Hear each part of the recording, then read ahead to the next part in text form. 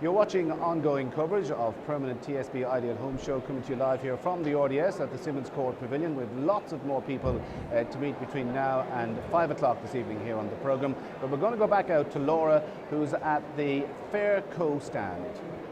Ireland's first burglar-proof doors and windows, that's what is on offer here at Fairco. Martin, hello, how are you? Hi Laura, how are you doing? Talk me through what's unique about this product. Well, what's unique about this product is we have Ireland's first burglar-proof window. And how so? Well, it's basically got a, we've been developing this product for the last sort of 16 to 18 months. We're launching it here at the Ideal Home Show. We're giving it a €3,000 insurance-backed guarantee that the window can't be broken into. Okay, so we might just go over to one of the doors and you could show me what exactly is different about this one.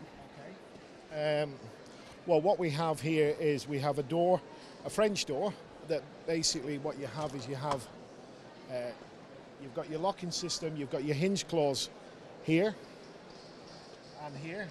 Okay. So they're protecting for anybody trying to break in from the hinge side. And on the locking side, you have a combination of bi-directional hook locks, chute bolts top and bottom, and you've got a burglar-proof barrel, which it can't be picked, bumped, snapped or drilled, so it's impossible to get through through the barrel of the door. And you say this is obviously in the pipeline for 12 to 18 months, so obviously a lot of work and effort technically has gone into this. Very much so, yeah. A lot of money, a lot of effort, a lot of research and development.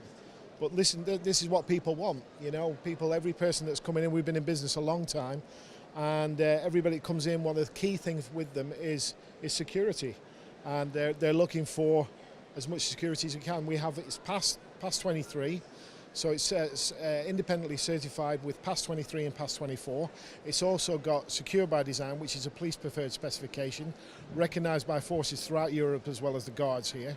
So it really is a fantastic system, and that's really what people want, is a bit of peace of mind. Absolutely, they want security, but aesthetics are obviously important as well, and these look absolutely fabulous. There's a range. Take us through the range here. I mean, there's something very different over there I see in timber. Yeah, well, what you have here is, again, from an aesthetic point of view, that was very important to us as well, is really to get the look of the thing right. So it's a fully moulded and fully sculptured profile, so obviously we're trying to replicate timber as much as we can in PVC. You can see behind me here, you have a window system again with a rosewood finish, and if you want to pop round this way as well. This is PVC as well, is it? This is all PVC. So you have a light oak finish here as well. So again, just trying to pick up the detail of the timber with the fully moulded sculptured profile, and we've tried to get a real grain finish to it as well.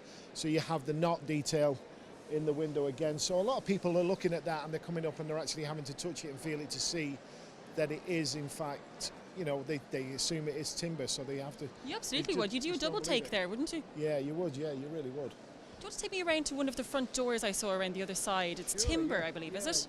Yeah. We have we do aluminium, aluclad, and timber as well. This is one of our timber doors. Again, it's made of Akoya timber, so it's basically a timber that really will never ever rot. It's tested underwater. It's just, you know, timber has a terrible issue with expanding and contracting in the cold and the wet, so that's not going to do that. And the paint on it is guaranteed for 10 years as well. So again, it won't blister or lift underneath it. And so the new technology is installed in these doors, I believe, as well?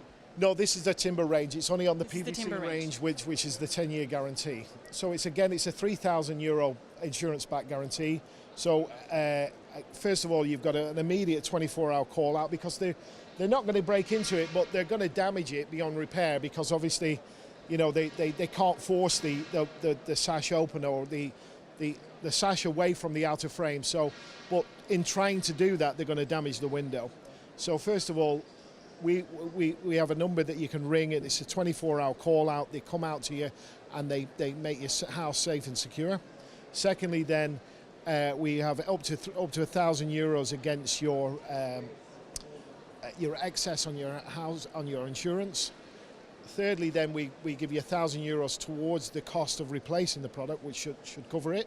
And then the third thing is then you get €1,000 inconvenience money for all the trouble that's very generous of you altogether. So yeah, it's great. It's very, very good. Yes. In terms of instalment, then. Well, you order these windows. We're doing a fantastic offer for the show, and then to introduce the product is we're doing 35% off for anybody that comes to the show and makes an appointment for us to go out, and we sell them windows and doors that are fitted before Christmas. So we can fit before Christmas, and we're giving 35% off. Thank you very much. You're so good to chat to us. It looks fantastic, and I wish you every success. Thank you very much. Thank you. Thank you. That's our reporter there, Laura Butler, out here at the RDS talking to some of the many exhibitors who are having their wares on display for the milling crowds that are filling this place and have been doing so since 10 o'clock this morning. You're watching ongoing coverage of the Permanent TSB Ideal Homes exhibition, coming to you live from the RDS. We're with you until 5 o'clock this evening.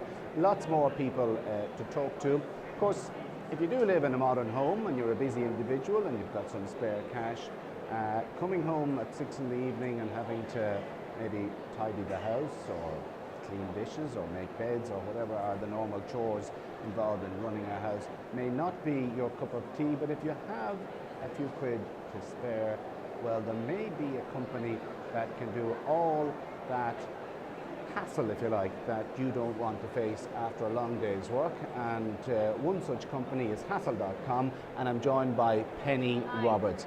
Now, as I was saying, that some people don't want the hassle, if that's the appropriate word with you people, when they come home from work and they don't want to tidy up, they don't want to wash dishes and so on, and you do it. So what exactly does Hassle.com do? So Hassle.com is a young business. It's taken cleaning and brought it online. So we're a tech startup and we're helping busy people like yourselves find local cleaners in their area.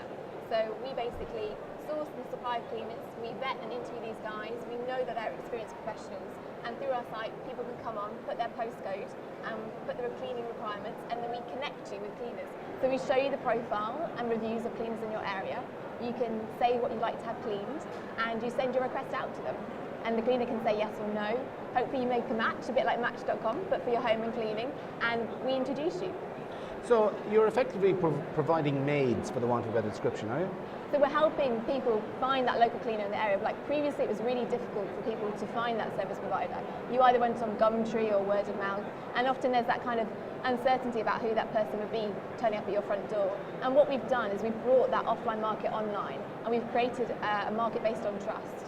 So we go and find those providers. We know that they're experienced individuals, and we help you find that person that's going to take the hassle out of your life and everyday kind of busy lives. So if somebody in a locality makes themselves available, or they say to you, yeah, I can clean houses in Clonmel, or I can clean houses in Portmarnock, wherever, do you have to vet these individuals to make sure that they're not using you as an excuse to get into someone's house and, dare I say it, engage in theft? So for us it's really, really important that all of our service providers on our site go through a really rigorous recruitment process. So we speak to them all, we meet them all face to face, we get references and we do a background check on them to make sure that they are an experienced cleaning professional, and we create that profile for them, and we continually get new reviews and feedback from customers that use the service to make sure that we have the best quality cleaners on our site. And if somebody wants to, if you like, hire in a cleaner or a maid, whatever, to do what has to be done, of course the question comes up about fees. How do the fees work? So when you sign up on our site, we ask for initial deposit. So it's €12 an hour is the flat rate that we charge on the site, and the cleaner gets €10 an hour. So it's a really fair wage for the cleaner. The deposit is just 1 hour's worth of cleaning, and then once the clean's finished, the cleaner confirms, they log onto the app and say, yep, I did that clean for Ken today. And then we charge the customer's card. So everything's done online, there's no cash. So it's simple for the customer and it's simple for the cleaner as well. And do you find that you have a big interest in one locality and you can't get cleaners in another? So supply and demand for us obviously is really, really important, and we're a supply-driven marketplace, so we source the cleaners before we find the customers. So when we started, we launched in Dublin back in July, and since then we've gradually expanded the service out into County Dublin, and we're going to continue to expand. So for us, we find the supply first, and then we open up the marketplace for customers in that area. And is this a relatively new service, if you like, in Yeah, Ireland. so it is. The company started in the UK. So there's 3 founders, and one, Jules, is from Leixlip in Ireland. So we started in the UK. The 3 guys came up with the idea for the company because one was looking for a gardener, and one was looking for a piano teacher, and they just couldn't find anyone in their local area. So like, hang on a second, we should be able to go online. There should be a site where we can find that local service provider. And so what they did is they quit their jobs as management consultants, and they set up this new business. And so what happened was they set up the business in the UK, and we've been going as Hassel.com in London since last January, and we launched in Dublin in July this year. And for us, Dublin was really important to launch. One of the founders is Irish, so she wanted to bring the service home, but also there's a large number of early adopters that like new kind of tech companies and tech startups in Dublin, so we wanted to bring the service to Ireland. How does this service operate in other countries? I mean, is it the in thing in England or America? I've seen something similar in New York and so on. So we do have quite a few competitors, but actually that's what's so great about the service is actually competition means that there is a valid service and there's a market there for people that are interested in it. So in London, we were the first startup to get a significant kind of Series A funding. So we really are kind of the market leader in the UK, and we're expanding across different countries. So we've also recently launched in Paris this week as well. So we would say we're one of the largest European providers of this kind of market-based service. Finally, if people want to get in touch, is it all online, or do they ring you and you can determine if there is a demand for cleaners in a particular area? So we recommend that people check out our app online. So you go there, you put in your area code, and then we show you whether we've got a service in that area. If there's any questions, you can email us, you can call us, but we recommend going on the site to check out the service first off. Okay. Well, look, Penny Roberts, thank you very much indeed for joining us from Hassel.com. Thank you. So if you want your house cleaned and you've got some extra cash that you will have no difficulty parting with, get in touch with Hassel.com. You're watching ongoing coverage of the Permanent TSB Ideal Home Show, coming to you live here from the RDS this Saturday afternoon. We're with you until 5 o'clock this evening. This show is, of course, continuing tomorrow Sunday, and indeed on Bank Holiday Monday as well. We're going to go back out to the floor right now, and I do believe Laura is with people from EcoFlex. So I'm going to talk to John Freeman now. He is of EcoFlex Energy. John, hi, how are you? I'm very well. Talk us through what you do. You are doing something revolutionary here. We are, yeah. We are the master installer for the surface-powered daylight thermal energy system. And what that is made up of is a series of daylight thermal panels for your roof, and they extract a large amount of the available energy, the free available energy in daylight, and they will feed that directly into your central heating or hot water system. I have never heard of daylight energy saving. No, it's a revolutionary concept based on nanomechanics, and it's different to solar power. It is totally different to solar. We try and differentiate ourselves totally from solar. Solar is just for hot water heating only. Daylight thermal energy will provide a large amount of your central heating and hot water requirements. And what it does is it becomes your primary heat source in your home, and your oil or your gas will then become your secondary heat source to back up the daylight thermal energy system. And we have proven case studies where customers have saved up to 82% of their central heating bills per annum. Very substantial. Who's the creator of this? The manufacturer is a company called Surface Power. The creator is an entrepreneur called John Quinn from Castlebar in County Mayo. And John Quinn has come up with this system, and as of now it's unmatched anywhere in the world in regards to daylight thermal energy. And are you offering any special offers or discounts for customers here this weekend? We are, yeah. We have a special offer for customers that come and agree for us to take a follow-up call to discuss their energy requirements with them and maybe provide them a free quotation for the system. We're entering those in a free draw for a weekend away at the Radisson Hotel, and we hope that we get plenty of feedback on it. Sure, you get plenty of business, John. Thank you so much for chatting to me. So we are going to head now down another direction. If you just follow me down here, we're going down to DPM Construction. They're another energy-saving business operating here at the Ideal Home Show in the RDS this weekend. It's a bit of a long walk, but it's okay. We're stretching our legs and having a view. Lots of families here obviously taking in the action this weekend. It's going to get busier and busier, folks. So wear your walking shoes, that's for sure. Circuit Design here on the right. They're doing something revolutionary also. We got to speak with them a little bit earlier. Now I'm really hoping I can find this place. Ah, here we are, just this way. There's so much option and choice here for people this weekend. Truly, it's actually like a gold mine. It's like Disneyland for adults. Hi there, Andrew, how are you? I'm going to come around this side if you don't mind. So, tell me a little bit about DPM Construction. You have a very holistic approach, I believe. Yeah, DPM Construction, what we do here is we come out to your house, we take the whole package, and what we like to do is we like to call it the energy efficient menu. So it might be solar panels, it might be PV panels, insulation, windows or boilers or high efficiency stoves. We take your house and we break it all down for you, and we tell you where is best to put your money and break it down that way. So if I came to you and said, I don't really know what I want or need, that's why you're here, you're coming out to show me and to tell me. Exactly, we're the professionals, we're going to break it down for you. We break it down on paper for you and say, look, it's best to put your money into this area, and this is going to be the quickest rate of return for you. So, you know, you might necessarily come in looking for photovoltaic solar panels with us, but your installation mightn't be up to scratch. So we're going to come out and we're going to measure the installation for you, spec the installation for you, spec the windows for you, and then take it from there and improve the energy efficient rating. What do we have here? We have, let's say once we've our installation done and our windows and all the correct items like this, this is the latest in daylight thermal technology. So when we want to either heat the hot water in your home or put central heating systems in and heat your house completely from solar energy, we can do that for you. So this is just one of the panels that we would put up on your roof, and depending on the occupancy level or the application that we're going to do, we're either going to put up 2 panels or 4 panels or 3 panels on the bottom that you see there. And your savings, typically we're going to be providing around 70% of your hot water and saving on average about 700 to 800 euros a year. And fantastic system. There are grants available at the moment through the SEI of 800 euros on top of that, and there's also the Home Renovation Initiative, which is between 5 to 30,000. You get your tax credit back over the next 2 years. You know, it's a complete no-brainer, to be honest with you. If you have kids or high usage of hot water, it's excellent. It does exactly what it says, to be honest with you. And I noticed down here there's a 10% show discount as well. Yeah, we have a 10% show discount if you meet us on our stand. We're at stand 080, and that's for the show. If you book a survey in with us, we'll come out, measure it all up, and you can avail the 10% show discount. And you operate nationwide? We operate completely nationwide at this point. We're based from the Midlands, so we can commute anywhere, to be honest with you. It's great. Andrew, thank you very much and enjoy the rest of the weekend. Lovely to meet you. And we'll throw back.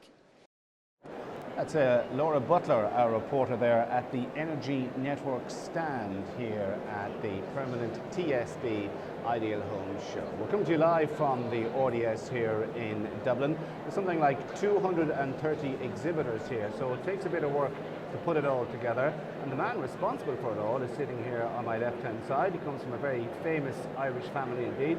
And I'm delighted to welcome Sean Lemass of STL Exhibitions. Sean, how important, first of all, is an event like this to showcase what's happening in the whole area of home improvement? Well, of course, it's very important or very useful for people who are planning a home improvement. A lot of people have put off work through the recession, and they're now thinking about the furniture had nothing done to it for 10 years, or the kitchen is in a state of shatters.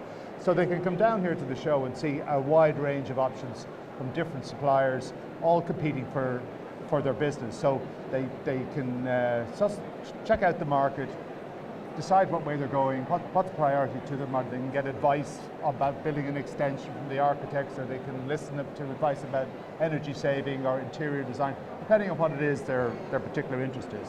Sure, this is a 3-day event, so it's all happening over the space. 4 days. Sorry, my apologies. Friday to Monday, my apologies. Yeah. But, you know, when do you start preparing to put a show like this together? Well, I'd say we'd start preparing for next year's show next Wednesday.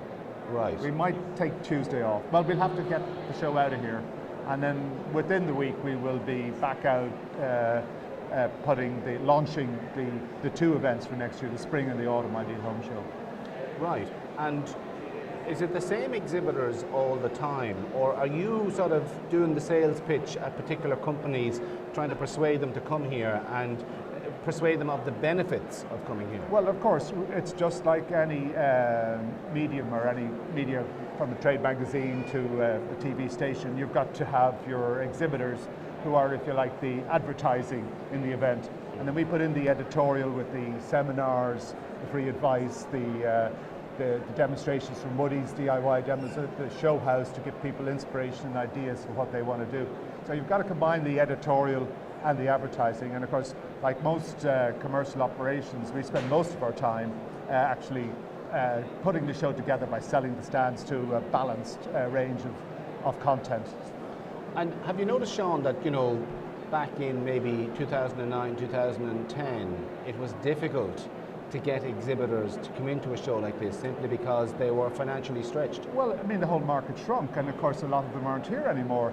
The show, I would say, from the peak in 2008, dropped, I would say, by half in size and content, and some exhibitors took smaller stands and some couldn't exhibit at all, and the business for them wasn't as strong. But fortunately, the Ideal Home Show was big enough that even at half the size, it was still a big show with 200 exhibitors or thereabouts, and still worth going to. And we just changed the focus, that people were buying different things. It suddenly became home extensions was the big driver. We realized that any street you drove down in Dublin, people were building extensions because there was no trading going on in houses, people couldn't get finance to move, they were maybe on a tracker mortgage that they didn't want to give up, so they're building extensions.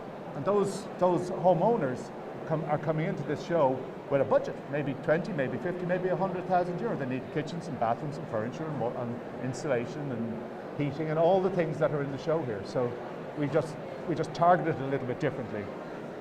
You must have seen some extraordinary changes doing a show like this down through the years. What are they like? Well, the change now is back to more the way it was, whereas 2 or 3 years ago, people were like, they were still spend, but they wanted to add value to their house. So if they were going to spend 10,000 on replacing their windows and doors, they felt it was adding to the value of their home.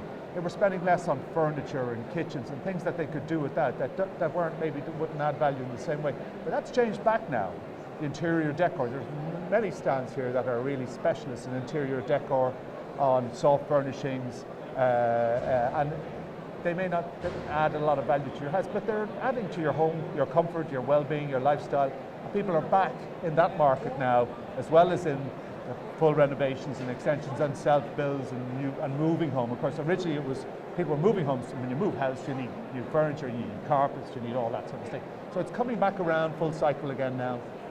Yeah, traditionally at these shows, like everything from new kitchens to new sofas to new windows were the sort of the hot thing of the moment. But sure. The buzzwords now are energy efficiency. You must have seen a huge increase in the number of companies who can offer energy efficiency in terms of heat retention and draft exclusion. All that, yes, absolutely. Well, I mean, I think 3 years ago, we had 40% of the visitors said that their main reason for coming was to reduce their energy costs. But that's down now.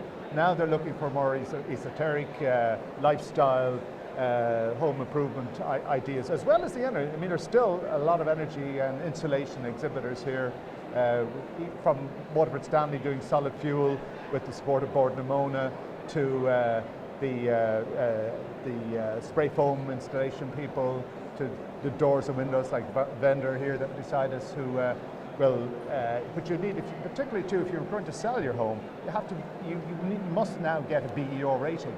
And the BER rating will depend a lot on how leaky your house is in terms of heat retention. Heat retention, yeah, exactly. Do you go to other shows in Britain or elsewhere to pick up ideas? We do.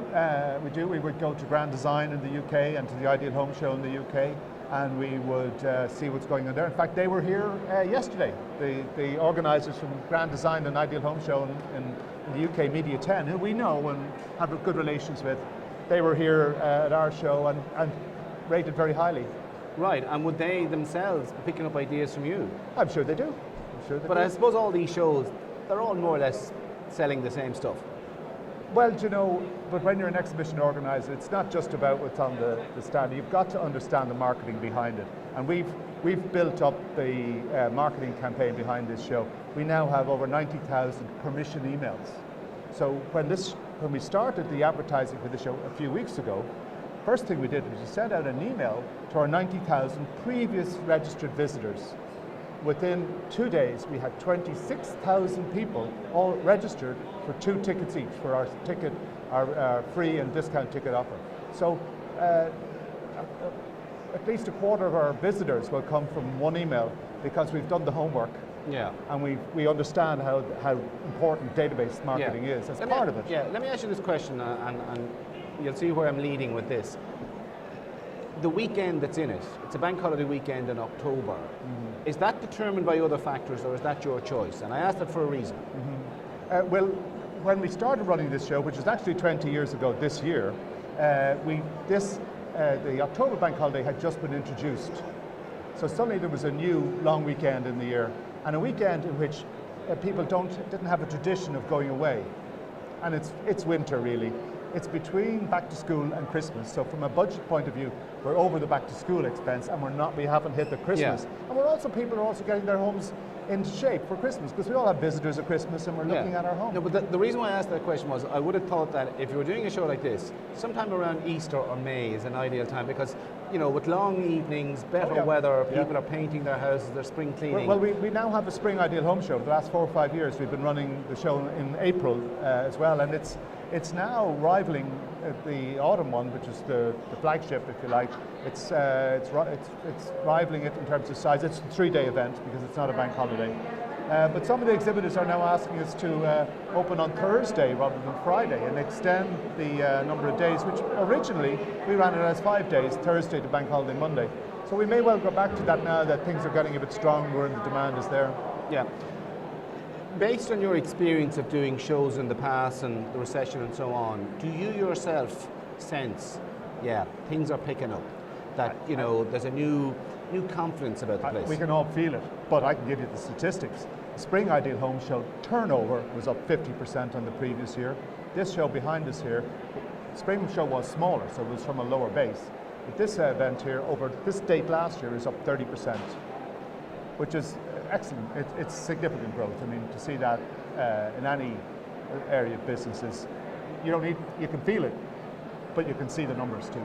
Yeah, and from talking to people around the place, are they telling you, you know what, I'm doing more turnover now than I was, we'll say, 2 years ago? Look, it comes to the point where we have exhibitors who are telling us now that, sorry, they can't take a stand at the exhibition because they're too busy. They can't deal with any more orders. Yeah. And we had that before in the boom, and we're getting back to that now. So we still have to fight for every stand. Yeah, the show is very Dublin-centric for obvious and convenience reasons, but do you have any plans to take it to Cork or Limerick or? Well, there's no real venue in Cork or Limerick. The biggest venue would only be maybe a tenth of what we have here in terms of size. Silver Springs in Cork, 1,200 square metres, we have 12,000 square metres in Simmons Court. There's nothing in Limerick, Galway, there are no venues. So while you could on a smaller scale, but we're getting about 30% of the visitors from outside Dublin, so it's not a big deal anymore with the motorway to pop up to Dublin from Limerick, Cork, Galway. You don't mind coming up and down in the day anymore since we have the decent roads. Yeah. Across Europe, shows like this take place all the time. In terms of scale, how does the Dublin one compare with other ones? Well, I mean, we're a nation of 4.5 million people, 1.2 in Dublin, so it's proportional. And it would be, if you take a big show of like this nature in London, it might be 10 times the size and 10 times the number of visitors. Yeah. 5 to 10 times. And that will be a normal rule of thumb across any sector for which you might have an event. Yeah, sure.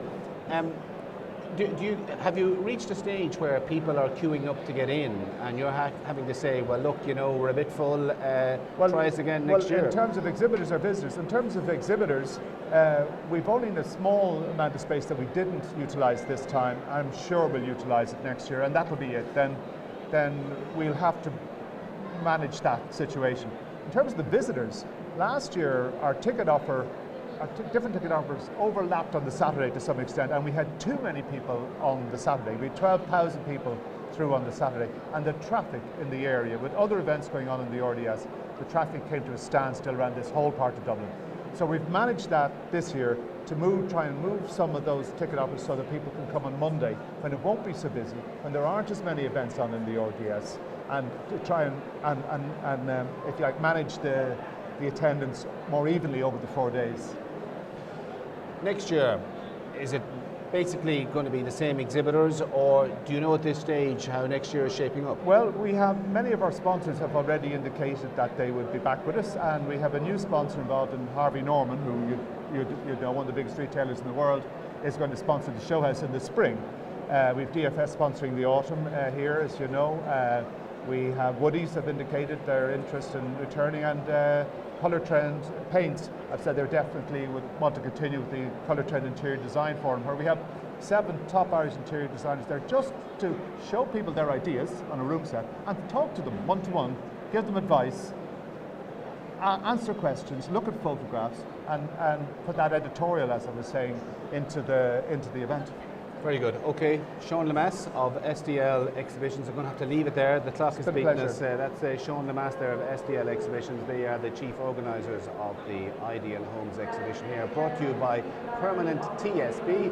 You're watching this on idealhomes.ie and indeed on catchexpo.com. Lots more people to meet between now and 5 o'clock. We're going to nip out now to one of the theatres here in the building, where I do believe there's a presentation going on in the area of water conservation. Good afternoon, ladies and gentlemen. Afternoon, ladies and gentlemen. Good afternoon, ladies and gentlemen. Welcome to the Ideal Homes exhibition.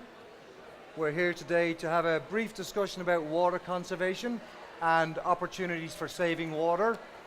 We all, of course, are dealing with the dreaded water meter issue right now, so it's a topic that's fairly on everybody's agenda.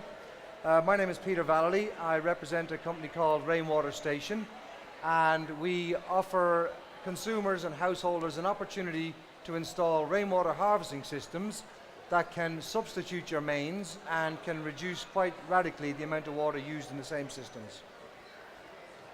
So we're going to cover a couple of topics this morning, or this afternoon rather. We're going to look at a couple of very simple household housekeeping options. A couple of ways to save very simply. Ways that you can save quite big, and for those who are into gardening, ways that you can essentially still enjoy your garden without having to worry too greatly about your meter costs. We'll take a quick look at Irish water and some of the challenges there, and the challenges being faced by the Irish water infrastructure system in general. Okay, so what can you do from the very simplest point of view? Essentially, the first thing you would need to do is to check your taps and your pipes for leaks. These are things that can be done very cost effectively rather. Something as simple as a replacement rubber washer in a tap could save you 50 litres a day from a leaking tap. Don't use your toilets unnecessarily. Your toilets are using between 12 and 19 litres of water, so don't use it to flush down a Kleenex or any family members. Another thing you can do is to check your water meter. Water meter's installed. Check the actual reading on your meter. Don't turn on any water for 2 hours and go back and check it again. If the meter has moved, you've got a leak somewhere and it needs to be attended to quite quickly because you'll be paying for it. We're here on behalf of Rainwater Station, so obviously we would advocate the investigation or installation of a rainwater harvesting system, which basically means you can gather a free resource of natural rainwater, which once filtered can be pumped up into your attic tank and can be used for all of the appliances in your home: washing machine, dishwasher, taps, sinks, bath, showers, etc. You can also look at putting in low flow shower heads rather. These use a combination of air and water. They will reduce the kind of per minute litre rate from about 19 to 38 litres down to about 9.5 litres, and they're not that expensive to install, and they can be installed by the average DIYer. But essentially you'll get the same effect as a power shower without the cost. A very, very simple method is to put these small little booster bottles into your cistern. Essentially they reduce the amount of water your cistern uses, and again you can be getting down from approximately 18 litres to about 4.5 litres per flush.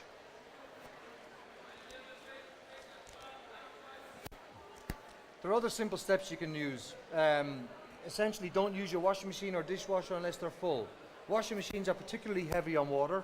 and you will use approximately 27,000 litres a year if you use your washing machine once a day. By not using the likes of the permanent press cycles, you can save roughly 20 litres per wash. If you're going to buy new appliances, go for the energy rated washing machines, which use about 35% less energy and about 50% less water. A very simple thing to do is to insulate your water pipes. Not only will you save money on what it costs to actually heat the water, but you'll save water as well. When brushing your teeth, don't leave the tap running, particularly where kids are concerned.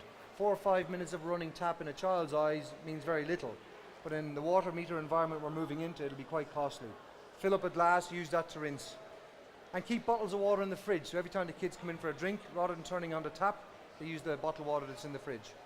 What you're looking at here is an opportunity to save quite a lot of money on your household straight away if you look at a descaling proposition.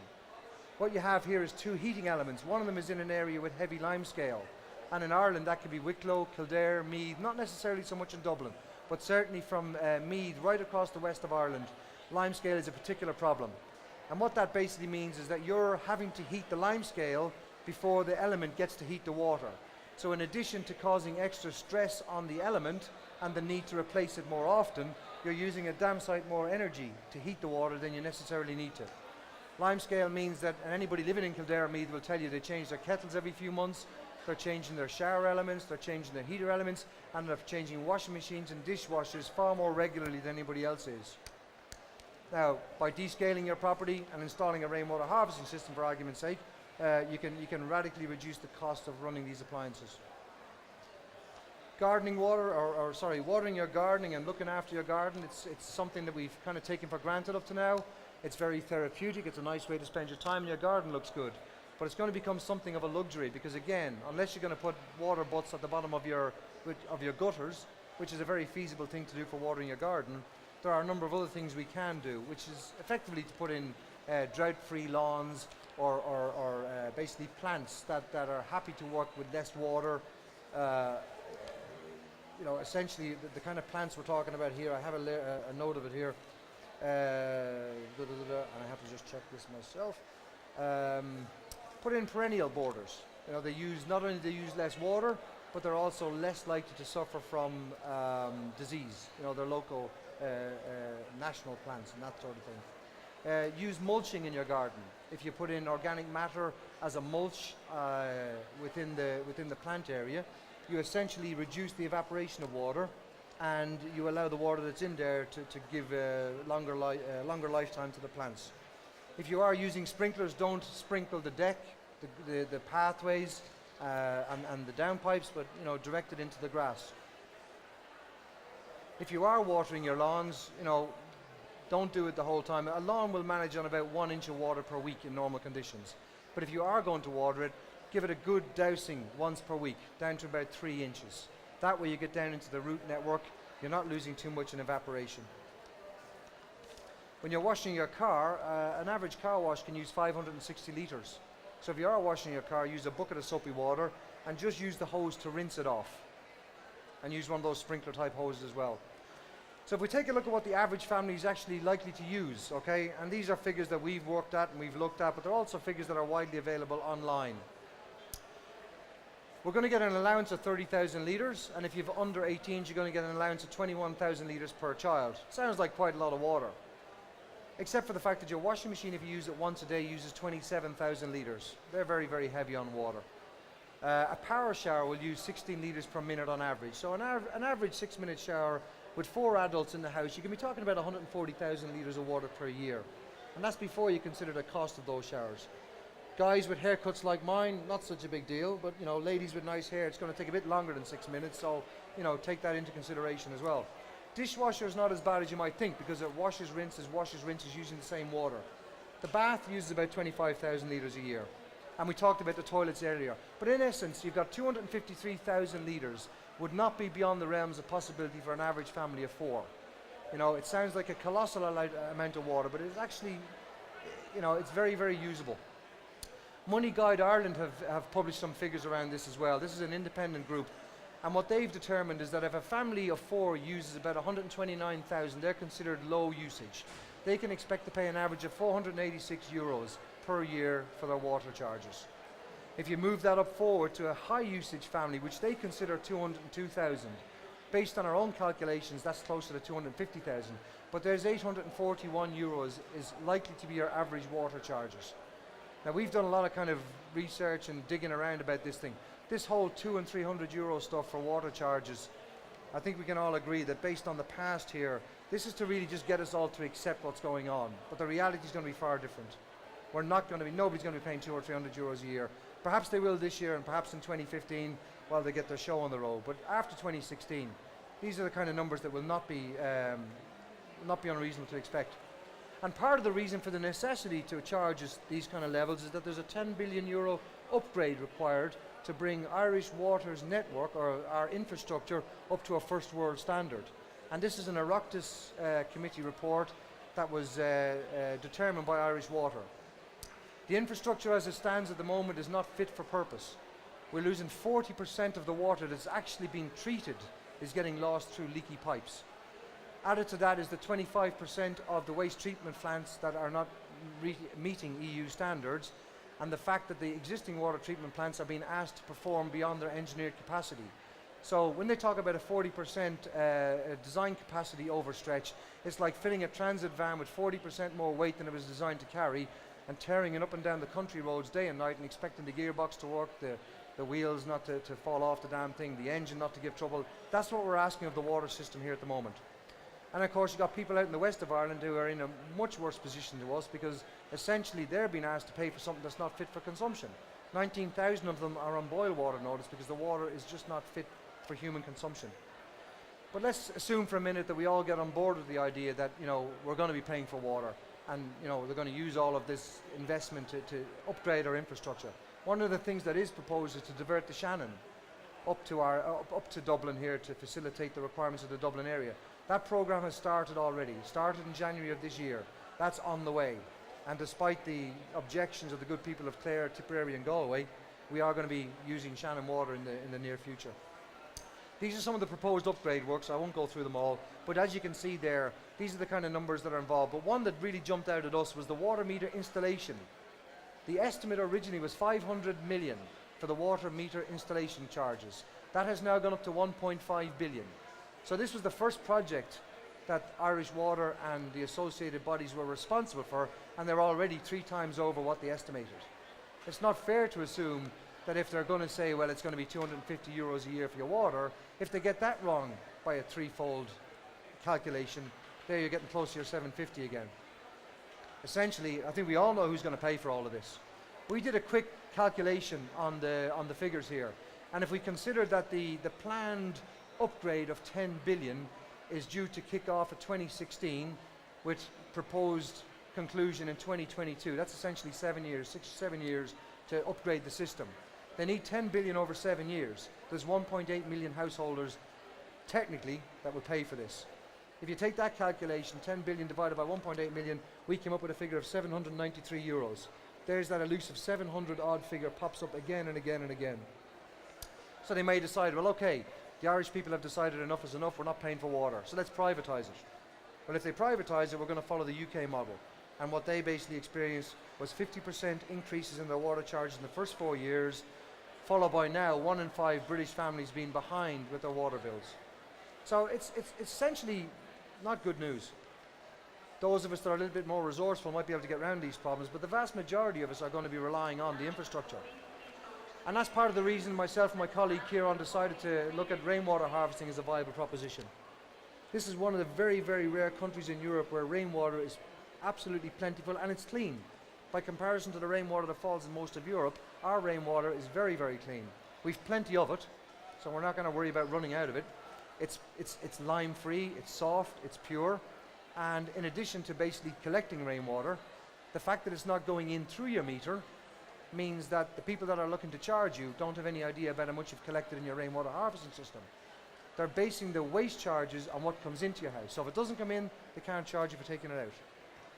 And I got to tell you, you don't look at rainy days in the same way again once you put one of these systems in. That's basically what it looks like. It looks like a garden shed down the side of your house, collects your rainwater, filters it, sends it up into your attic, and basically you use it for every appliance in the house. You maintain the mains for drinking water, but you use your rainwater harvesting for everything else. Doesn't require any heavy duty damage to your house, no floors need to be lifted. It's a very, very simple system. It's also something that will be probably more evident from 2015 onwards. From next year, there's proposed legislation in place for every new house, every new apartment and every new school to install a rainwater harvesting system. And while Irish Water don't want you to have a rainwater harvesting system because you're going to take revenue out of their pocket, the Department of the Environment are pushing hard to have them installed. Because Ireland is basically positioning itself as a favourable location for information technology companies and pharmaceutical companies.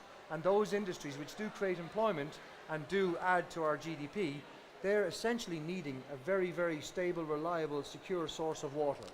So, you know, in terms of how we move going forward as an attractive inward investment for these companies, we are going to have to look at the water issues here. I mean, as far as our own kind of thinking is concerned, I mean, it is a very, very precious resource. I mean, our previous generations would have collected rainwater. They would have collected them in the garden. They would have used it for gardening. They would have, you know, used it for drinking when the wells didn't work. And the previous generations had a much more appreciation to the value of such natural resources. This is just a personal opinion, but I mean, right now in the Middle East, they're fighting over oil. But I mean, I personally see the day when water will become such a precious resource that there will be wars fought over it in other parts of the world. Thankfully, we will have so much of it here that we may be in a position, if we were a smart enough country, we'd actually filter it, clean it, and sell it to the French. So, just a couple of things in closing. A couple of things to consider. I mean, you know, as an ordinary householder, you know, it is one of those things, and the reason so many people are incensed about this is a basic human right as far as we're concerned. Apart from the fact we're paying for our water through our household charges, we're now being asked to pay for it again. It's a double taxation, and it's hit a raw nerve with so many of us in the country, and rightfully so. I mean, we've had 7 years of austerity, and this for a lot of people is just a straw that's breaking the camel's back. If these kind of systems had been looked at, proposed, and introduced when the Celtic Tiger was roaring, we would have accepted it as part of the continual upgrade to make our country better. But the reality is that we're all being hit now with a charge, and one of the worst parts of it is that we're not going to know how much we're going to be hit with. You know, there's estimates and speculation, and even our speculation. I mean, of course, we're going to, in some ways, create the worst case scenario because we're promoting an alternative. So, I mean, we have a vested interest here. But I would urge you to do your own investigations around it and find out for yourselves. Don't be, you know, guided by government, semi-states, or private enterprise. Go and find out for yourself what the likelihood is of charges and what they're likely to be. But, you know, based on the experience of other quangos, semi-states, and other nonsense that goes on in our small island, it's not unreasonable to assume that triple charges are as likely as anything if you base it on the fact that they got the water metering so badly wrong. At the end of the day, we can backlash this all we want, but this is an EU obligation. We are, you know, after signing the Lisbon Agreement, we don't have any say in this. This is going to happen, and it's only a question of when. We might get a 2-year stay on it, or we might not hear any more about it till after the election, but we are going to have to pay for this. It was also a condition of exiting the Troika as well. That's basically it. What I would say from your family's point of view is become as self-sufficient as you can, and then let the system do what it does. It's going to do it anyway. You know, if you can become self-sufficient, if you can look after your own family and your own interests, whether it's rainwater harvesting, solar panels, geothermal heat pumps, passive housing, better insulation, do whatever you need to do to look after yourselves, because as we all know, relying on anybody else to look after us is it's not the way to go. That's been my opinion. If anybody has any questions, I'm near the end of my time. If anybody has any questions, I'll take them. Otherwise, we're at stand M82 if anybody would like to find out more about rainwater harvesting. I'll take this lady first, then that gent, then yourself. Good question. The lady wants to know, are they going to give a grant for this? Well, yeah, according to the legislation that was put in place to introduce Irish Water, there is a proposal to put a grant in for rainwater harvesting. If you think about Milltown and the River Dodder, there was a serious flood there about 2 or 3 years ago. If 10,000 houses around the River Dodder were all collecting rainwater, that flood wouldn't have happened, because all the water would have been dispersed around those 10,000 houses. It wouldn't have deluged into the river at that one moment in time. So there will be, in time, perhaps within the next 18 months, they will be looking at, there is provision for that. And this gentleman here, sorry.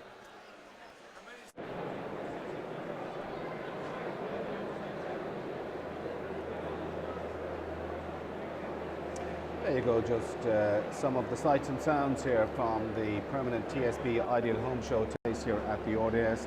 And before that, we had that presentation there on rainwater conservation. Well, if you've just joined us, you are watching ongoing live coverage of the Permanent TSB Ideal Home Show, coming to you live here from the RDS here at Simmons Court. This is known as the Simmons Court Pavilion, just off the Marion Road here in Dublin 4. Place is certainly filling up with people,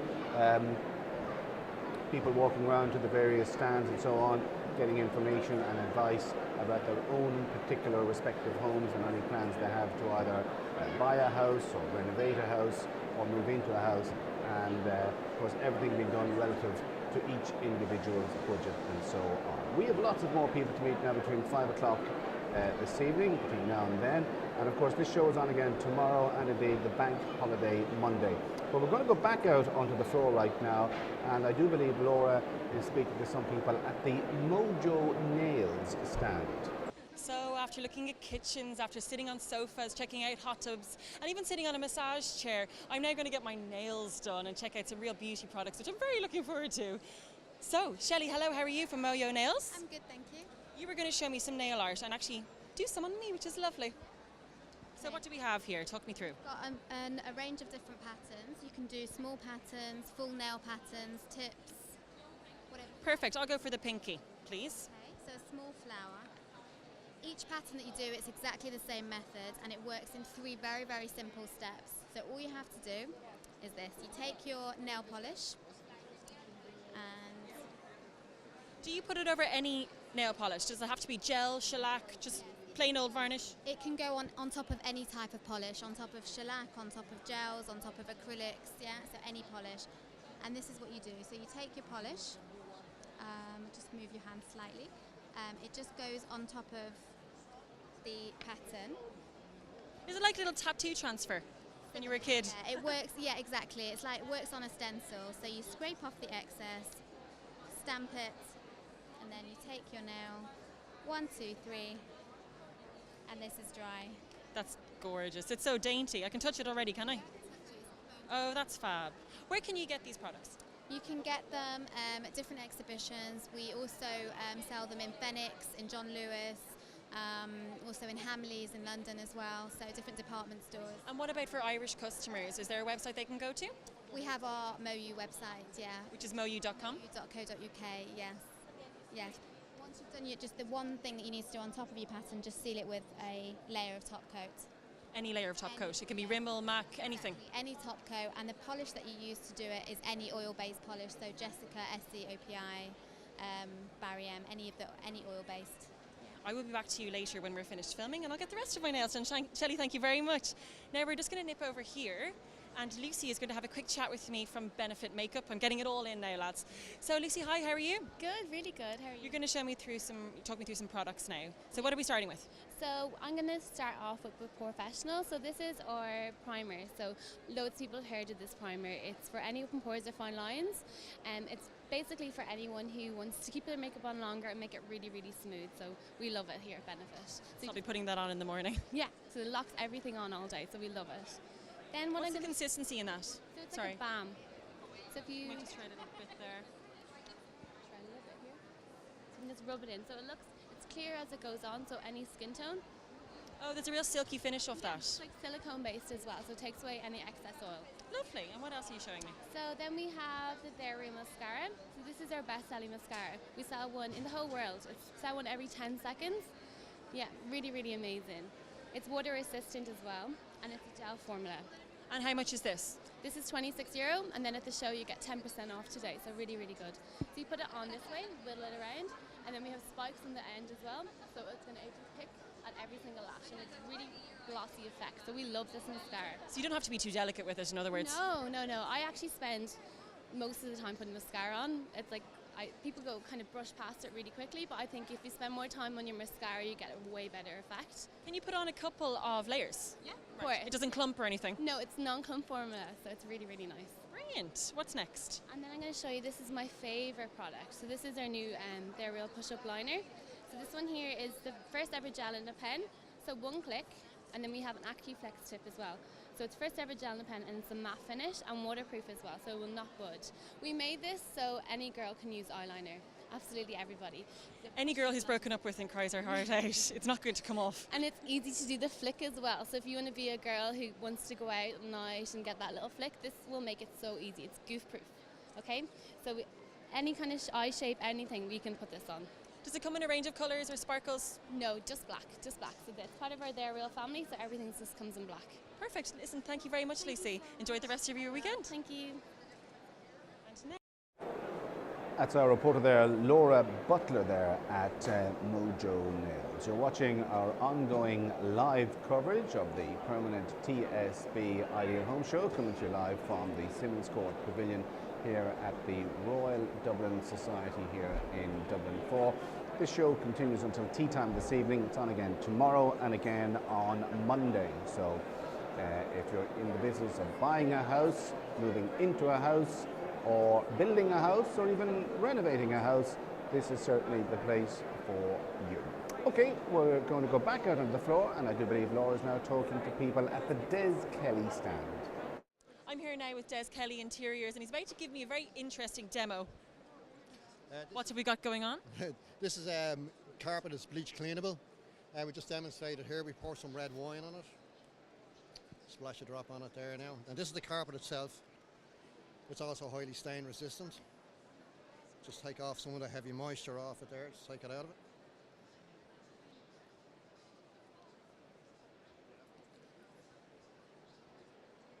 More of it there.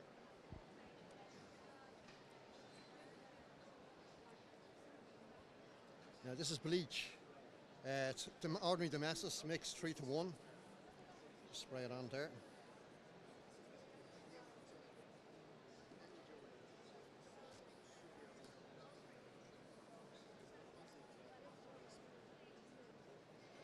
More on.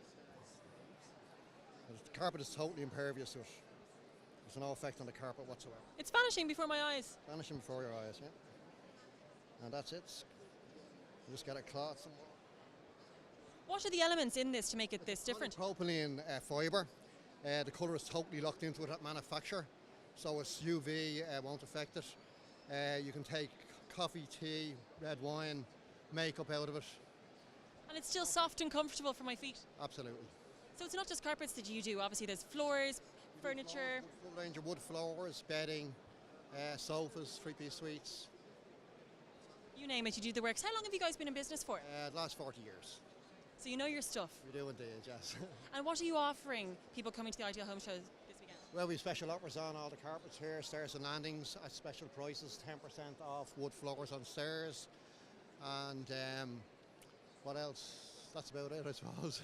And your fantastic service and your fantastic smile. Thank you very much. Thank you very much. Thank you.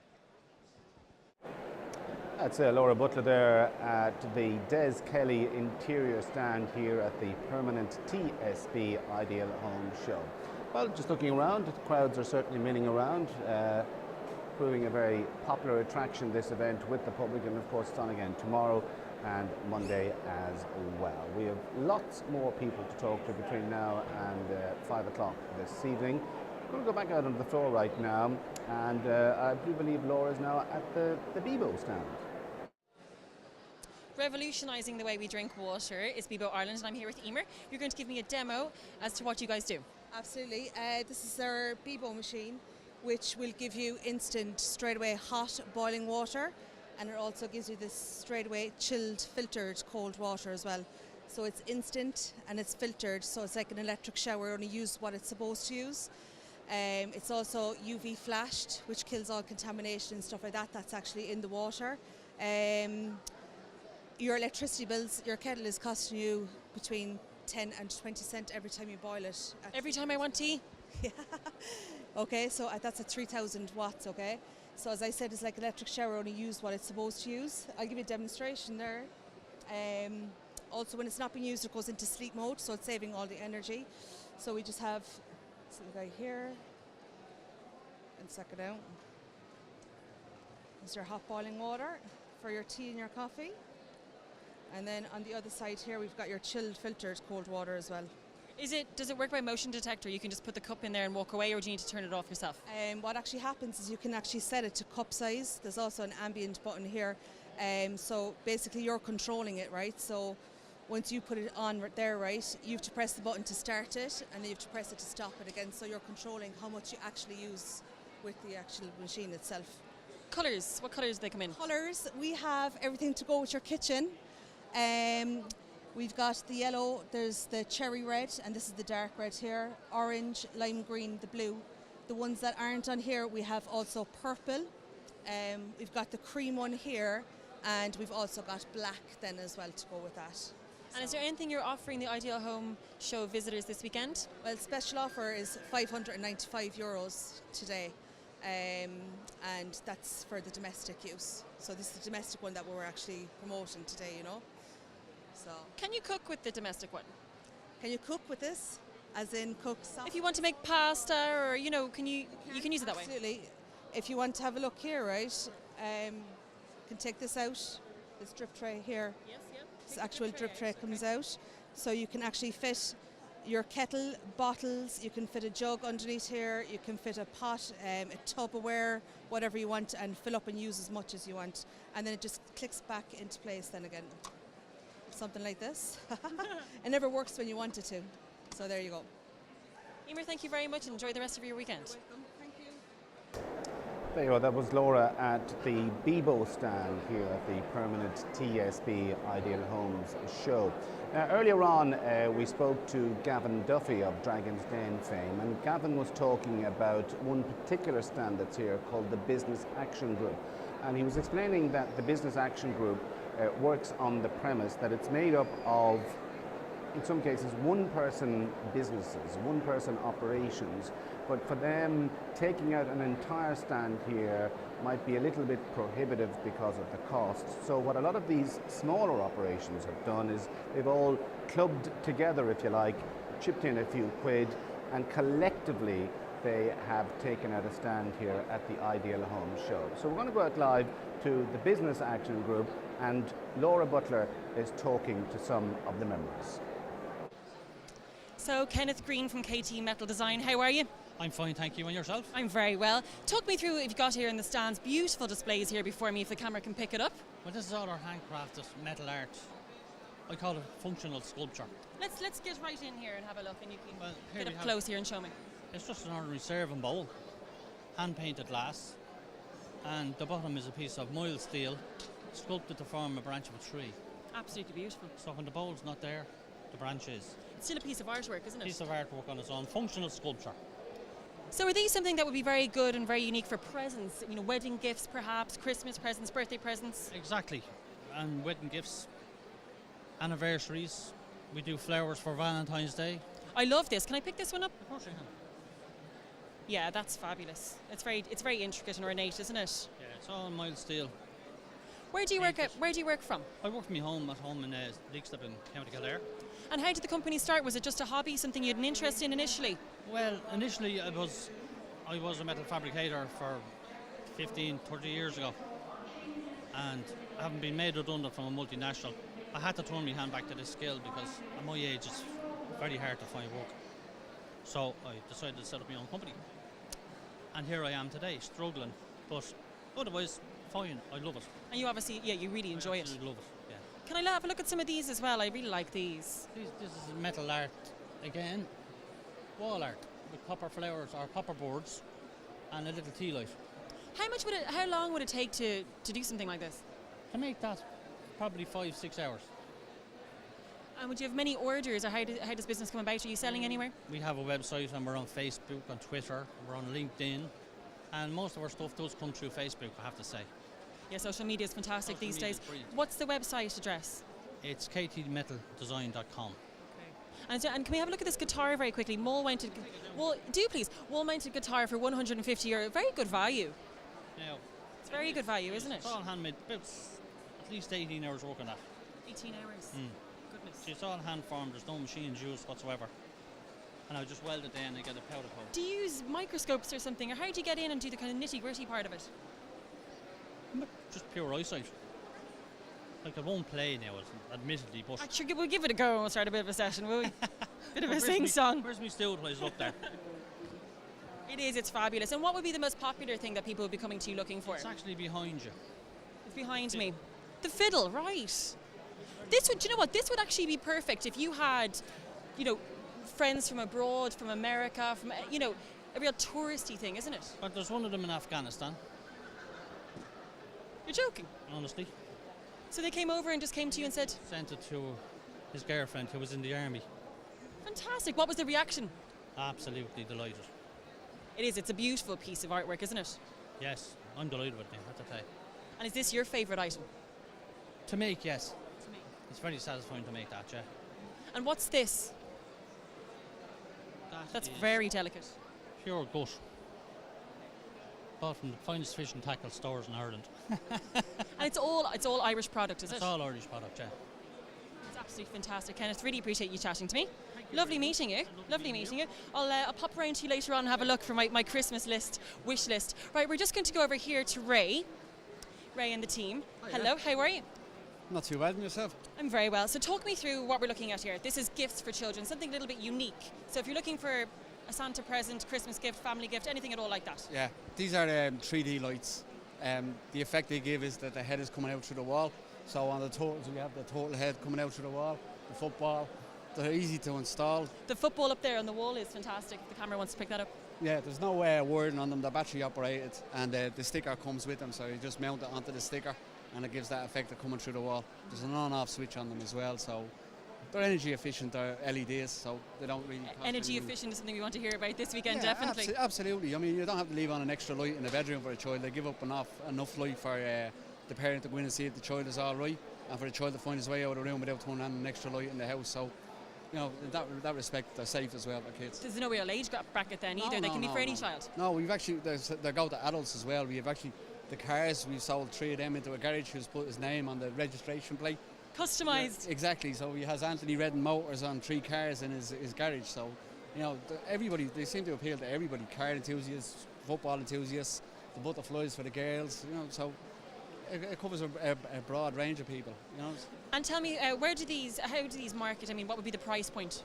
They range from $24.99 for the butterflies and the footballs up to $39.99 for the cars. There's 3 different types of cars.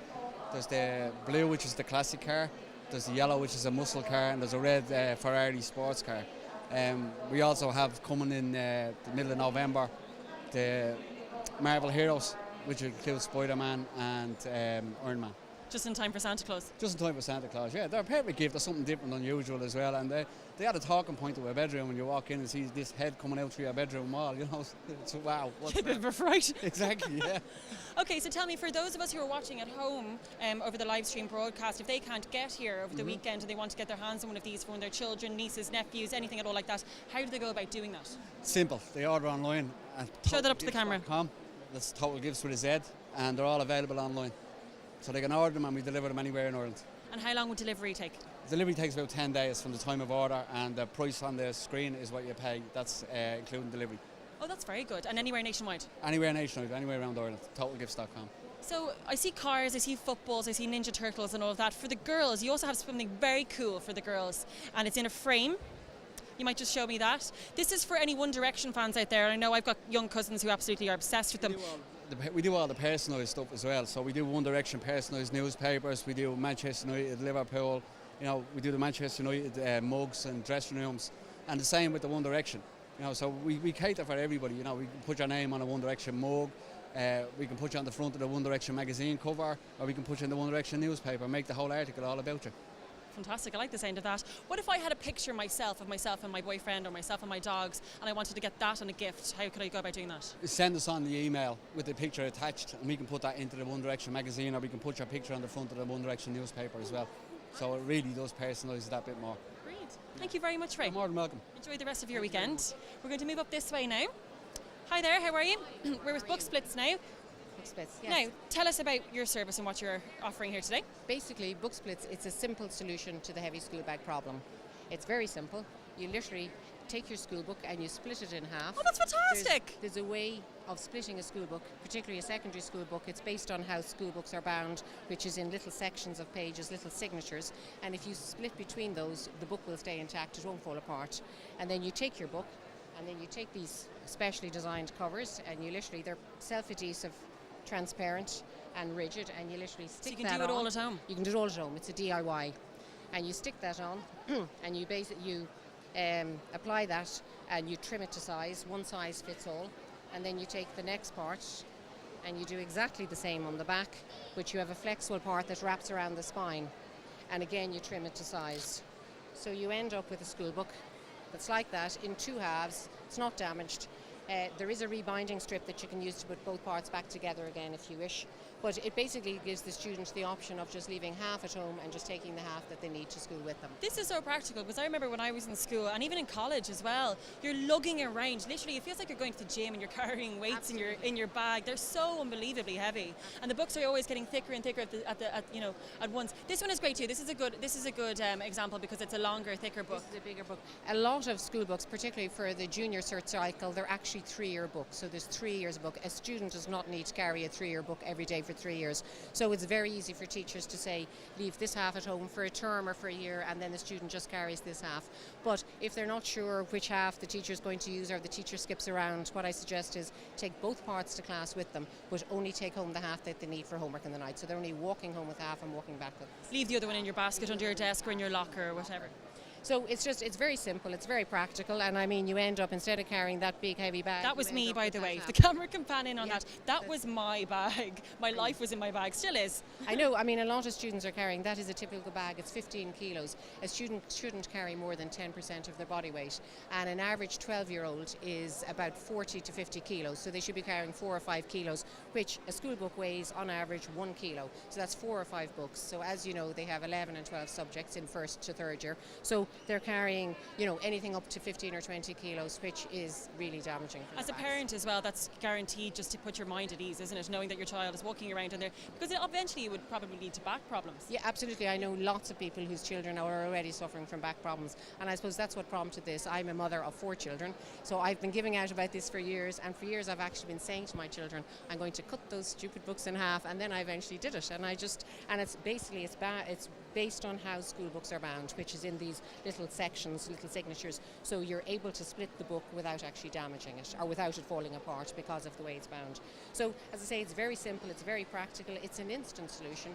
If they're your school books, you don't need anybody's permission to do it, you can just decide to do it. Apparently it's not uncool, because that's very important, because no kid is going to pull a trolley behind them or whatever, so this actually is okay to do. And that's it, you can have the weight instantly. How long have you been in business?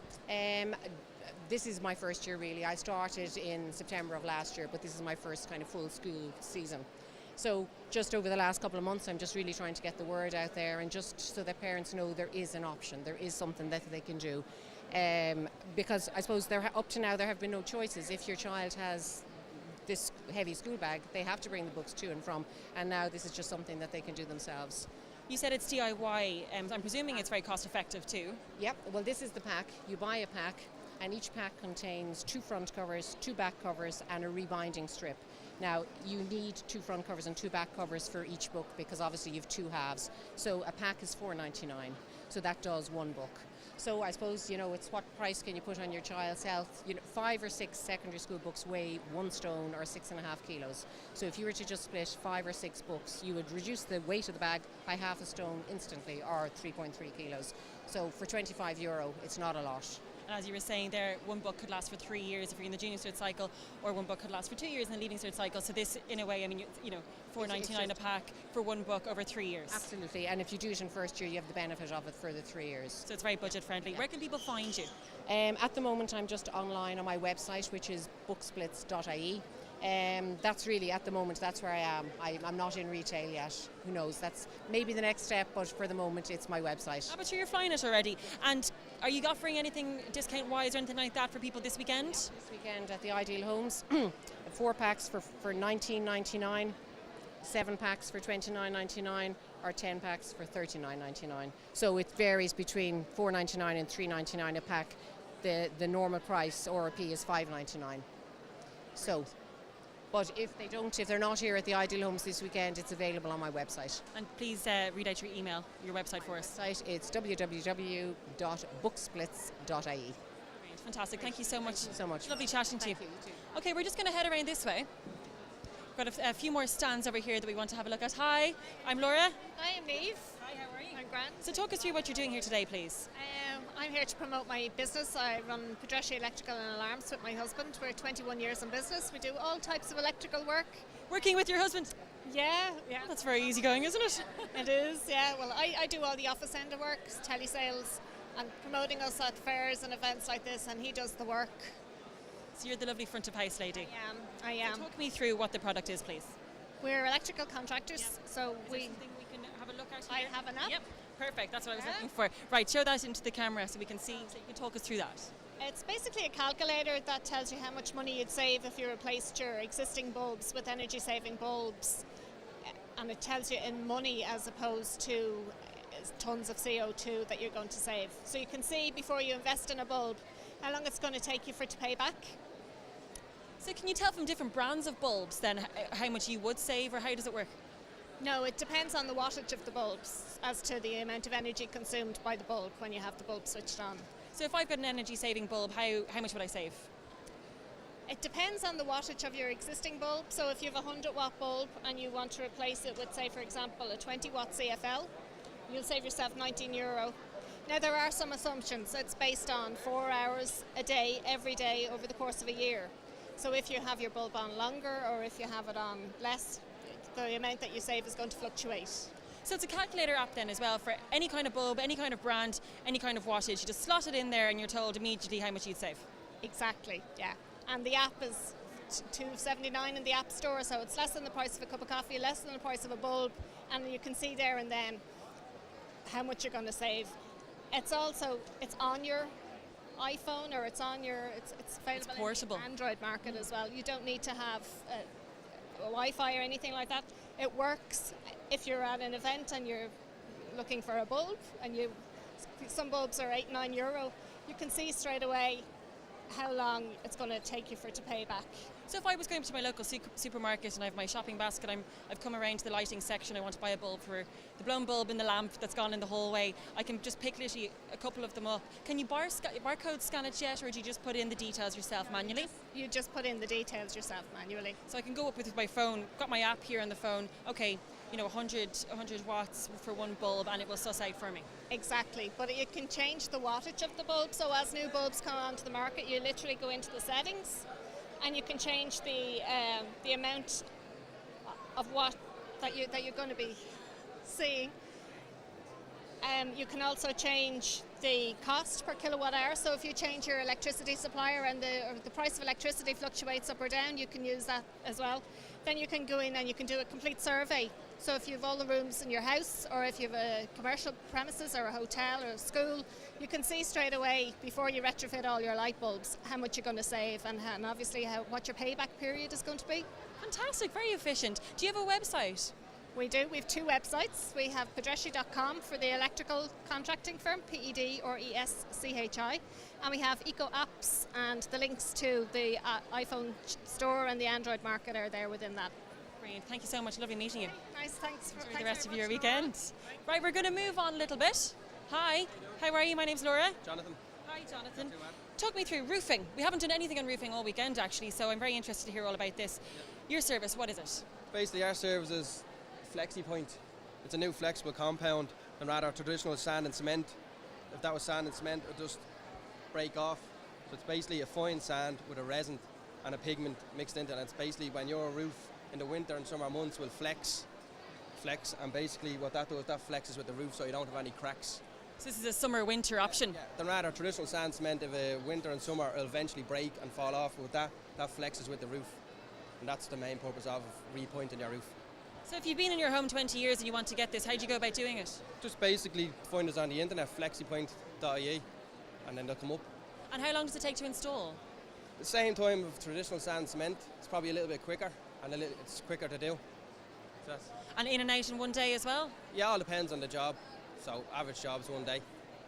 And where can people find you if they don't get a chance to come down to the Ideal Home Show and the RDS this weekend? Just basically Google flexipoint.ie, and it should come up on the internet, and that's how you find us. Perfect. And what about a price point? It basically works out probably cheaper than traditional sand and cement. For a standard house, you're looking at a 7 metre ridge. It's about €200. for what you're getting, that kind of makes sense, doesn't it? Exactly, yeah. Especially with the very unpredictable Irish weather. Oh, definitely, yeah. Listen, thank you very much. Right, we're going to keep going. And hello. How are you? Nice to meet you. Please introduce yourselves. We're Howard Roofing Contractors. We specialise in flat roofing. We're third generation at the game, and basically everything you see here, we're approved contractors for. Third generation. I love hearing that, family businesses. It's really, really, it's just so Irish, isn't it? It's fantastic to see businesses just thriving like that. I think it's in 2016, our family will be 100 years in roofing, so it goes way back. That just shows you how valuable, you know, customers are, and how established you are, and how very up to the minute you are with your game. Yeah, I am. Well, you know, there's a lot of new products here. There's one here with there's only 8 approved contractors in the country that can use. Okay, let's have a look at this one, and we'll make sure the camera gets a full view of this. So do you want to hold that and maybe talk me through what it is and how it's different? Well, it's a cold applied system, and it's like an EPDM.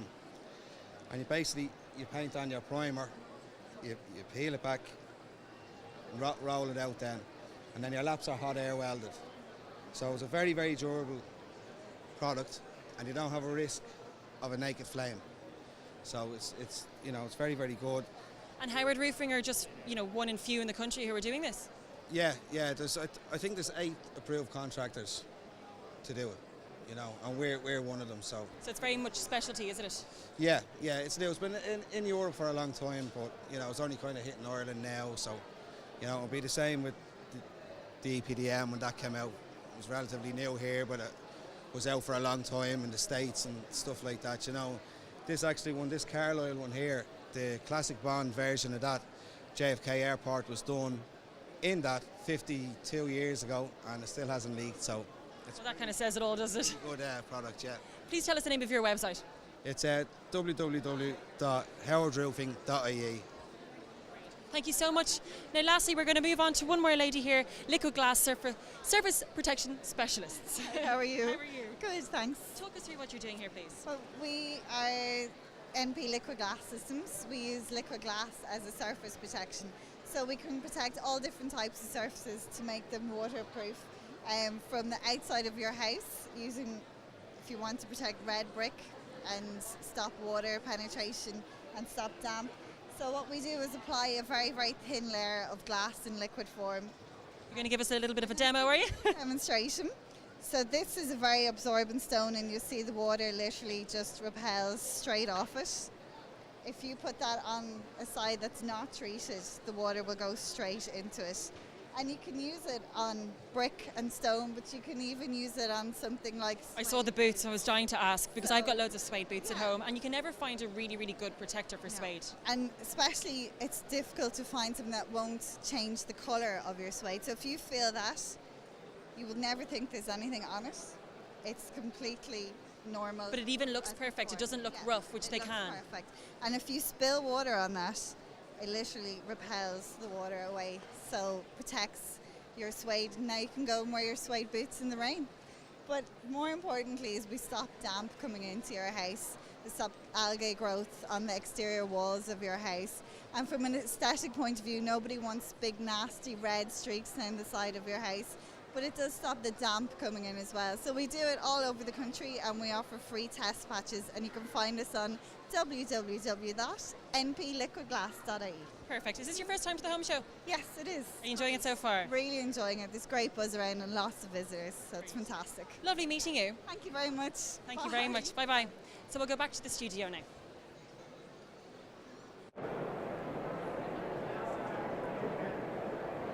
That was Laura Butler there out at the Business Action Group stand, talking to some of the small up-and-coming businesses that are exhibiting here at the Ideal Homes exhibition, brought to you, of course, courtesy of Permenant TSB. Now, funny enough, just as we cut away there from Laura to a general overview of the scene here at the RDS, you see those little, they look like footballs with glass in them. They're known as pods, and they're part of an exhibition here from a company called Podology.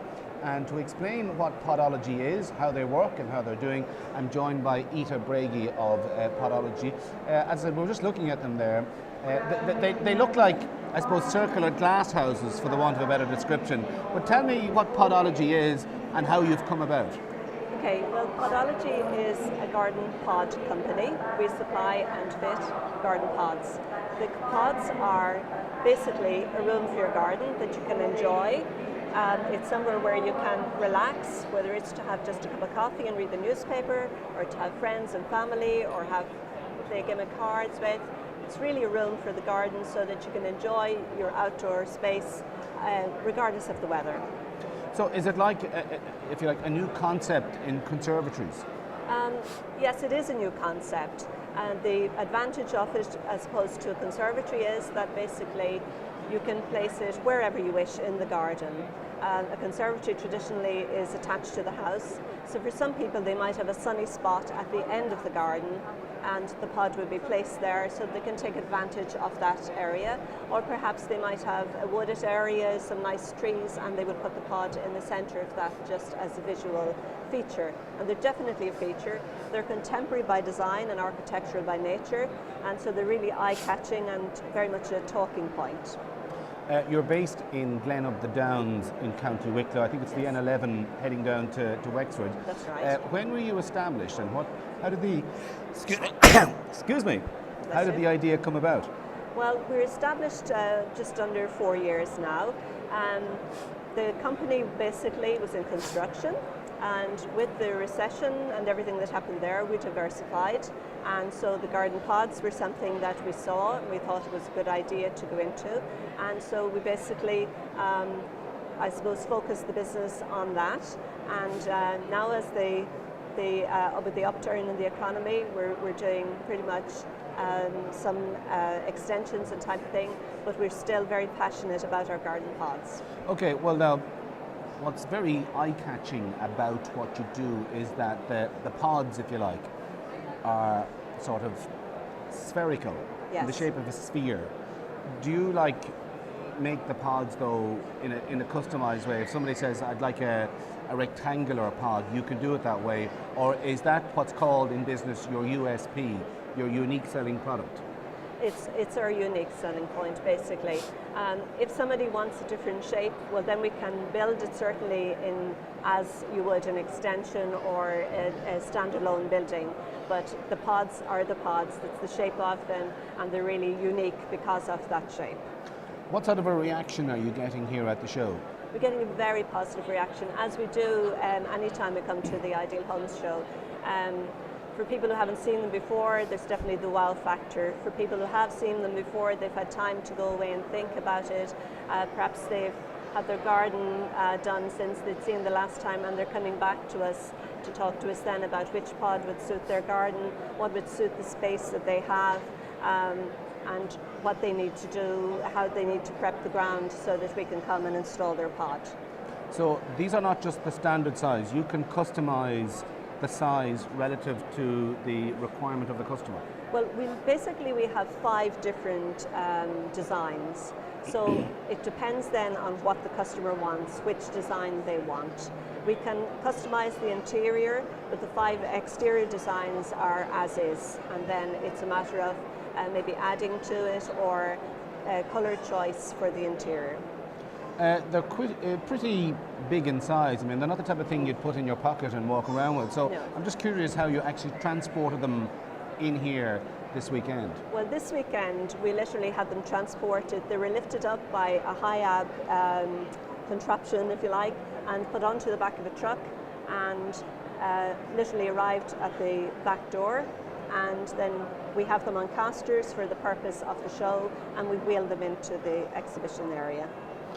Of course, the all-important question is that if someone like me wants to buy one of these, how much do they cost? Okay, they start from €4,750 and they go up to €22,950. That price includes installation, and they also come with a 10-year guarantee, and there is no planning permission required for them. And are you able to, we'll say, put a power supply in there as well? Yes, we are. With 2 of the larger ones, they come completely kitted out, wired for sound basically, and with these smaller models we can still do that. So it's just a matter of running some power from the house down to them. Since you established Podology, what sort of interest are you getting overseas? Overseas, we well, actually in a few different countries, for example in France, in Sweden, and a couple of other countries in Europe, we've had just literally through our website or through word of mouth where somebody has told somebody about it, we've had quite a considerable amount of interest. And do you get any inquiries like beyond, Europe? I mean, the wider world. We've had one or two from the US, just basically, yeah. And if I go into you and I say, I'd like one of your pods, and I give you specific measurements, how long will it take you to make one of them? Okay, on average, for the smaller models, we're talking 2 to 3 weeks. And for the larger models, which will be the summer house or the deluxe summer house, we're talking 6 to 8 weeks lead-in time. And if anybody wants to get in touch, I take it you have a website? We do. It's www.podology.ie. There you go, www.podology.ie. Ita Brady of Podology, thank you very much indeed for joining us. You're watching our ongoing live coverage of the Permanent TSB Ideal Home Show, coming to you live here from the RDS here in Dublin. We're in the Simmons Court Pavilion, and the crowds are still milling around. Saturday is proving to be a very popular day at this event, and of course it is open again tomorrow and bank holiday Monday. Okay, we're going to go back out into the arena, and Laura is with people from Jackson. I'm here with Greg Jackson of Jackson & Quirk Architects. Thank you for letting me have a quick chat with you at your exhibit. So tell us a little bit about what you guys do. You're a little bit different. You do residential, but you also have something unique that you offer. We do residential, we do detached houses and extensions, but we also have this model called citizen development, where we invite groups of people to come together who buy a site together and they develop without using a property developer. So they save 25% on the cost of the house. They get an opportunity to be involved in a collaborative design process, and they save all this money, and it ends up being a really interesting, sustainable community because they get to know each other so well through the process. It's like this pre-charged sense of community. So it's a model that's used throughout the world. Like in Germany, I think 100,000 people have been housed this way. So we've been trying to introduce it to Ireland, and we've got a huge amount of interest. There's actually a pilot project running in Fishamble Street for 4 houses, but we'd like to see it become mainstream. I think in Berlin there have been 200 developments with 50 or 60 houses each in it, so there's great potential in it. Absolutely. And tell us about the market. How have you found the market over the last year or two? It's definitely improved. It's definitely improved, and I think you see it at shows like this. There's more architects here. There are more people back on. There's obviously a little bit more money around. There's a bit more confidence.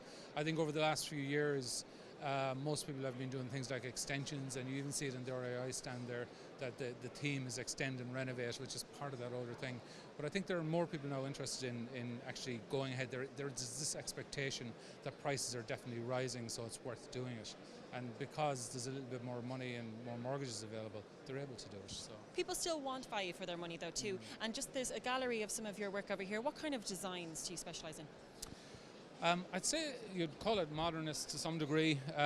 Quite contemporary? Yeah, it's contemporary, and it's very, very simple, plain lines. But I think every architect has to be able to kind of accommodate the needs of a particular client. And while we'd have a certain aesthetic and a certain thing that we like, I think every architect must be able to respond to what a client wants. And we regard ourselves as being very participatory. So we will kind of listen very carefully, and we should be able to do it in most styles, but bring things to the client that maybe they haven't thought about themselves. So that's our approach to it. This particular element here, that's not something I would think of myself. Is that kind of the kind of things you would suggest, perhaps a little bit more aesthetically pleasing? I think what we'd like to do in the beginning is challenge a client. So we'd put a lot of things to them. That there is actually charred timber. So it's timber that has been purposely charred, and what it does is it acts as a barrier against the weather, so it cannot rot once that's done to it. It's interesting, it's black, it's a very black and white graphic sort of aesthetic. Not for everybody, some people love it, but I think the thing to do in the beginning is challenge as much as possible. Put a lot of options out there, and then just maybe expose them to some other ideas, and then maybe draw it back in to meet the thing they're really comfortable with. Have you been to the Ideal Home Show before? We have. We did it last spring, and even there's a huge difference between last spring and now. Like, I think we've tripled the size of our stand between the two. there was a lot of activity at the spring show, but already today we're finding that it's even more. There are people who are more likely to do a project now, I think, than just talk about it.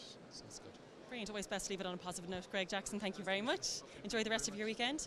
Now we're just going to head straight down here and speak to another architect, Fergus Flanagan.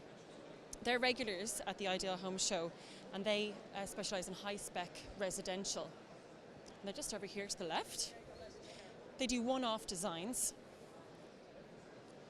And I just want to speak to Fergus himself, if I can interrupt him here for a moment, about what's different in the market. He's a very popular man, is Fergus. Hi Fergus, how are you? I'm very good, and yourself? Good, thank you. Talk me through the galleries here. It's very, very clean, very chic looking. Okay, I was away for 12 years and I lived in a vineyard region of Germany. So when I came back to Ireland, I noticed that Irish architects were missing the gap in the market. And that's what they designed houses that when it rained just stayed in.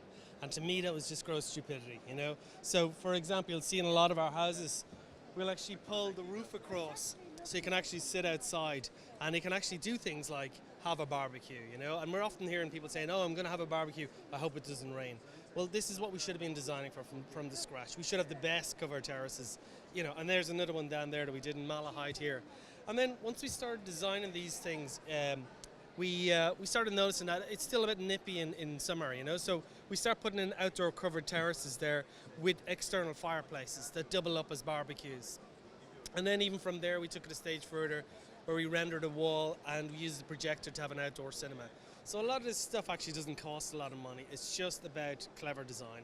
It's value for your buck, but it's also, you're getting an extra room or two out of your home. You are, and what our clients tend to tell us is that actually it's the most used room in the house, you know, so that's where it is. And again, this stuff isn't expensive, this stuff is really relatively cheap, you know, but again, people can start their summers earlier and end them later.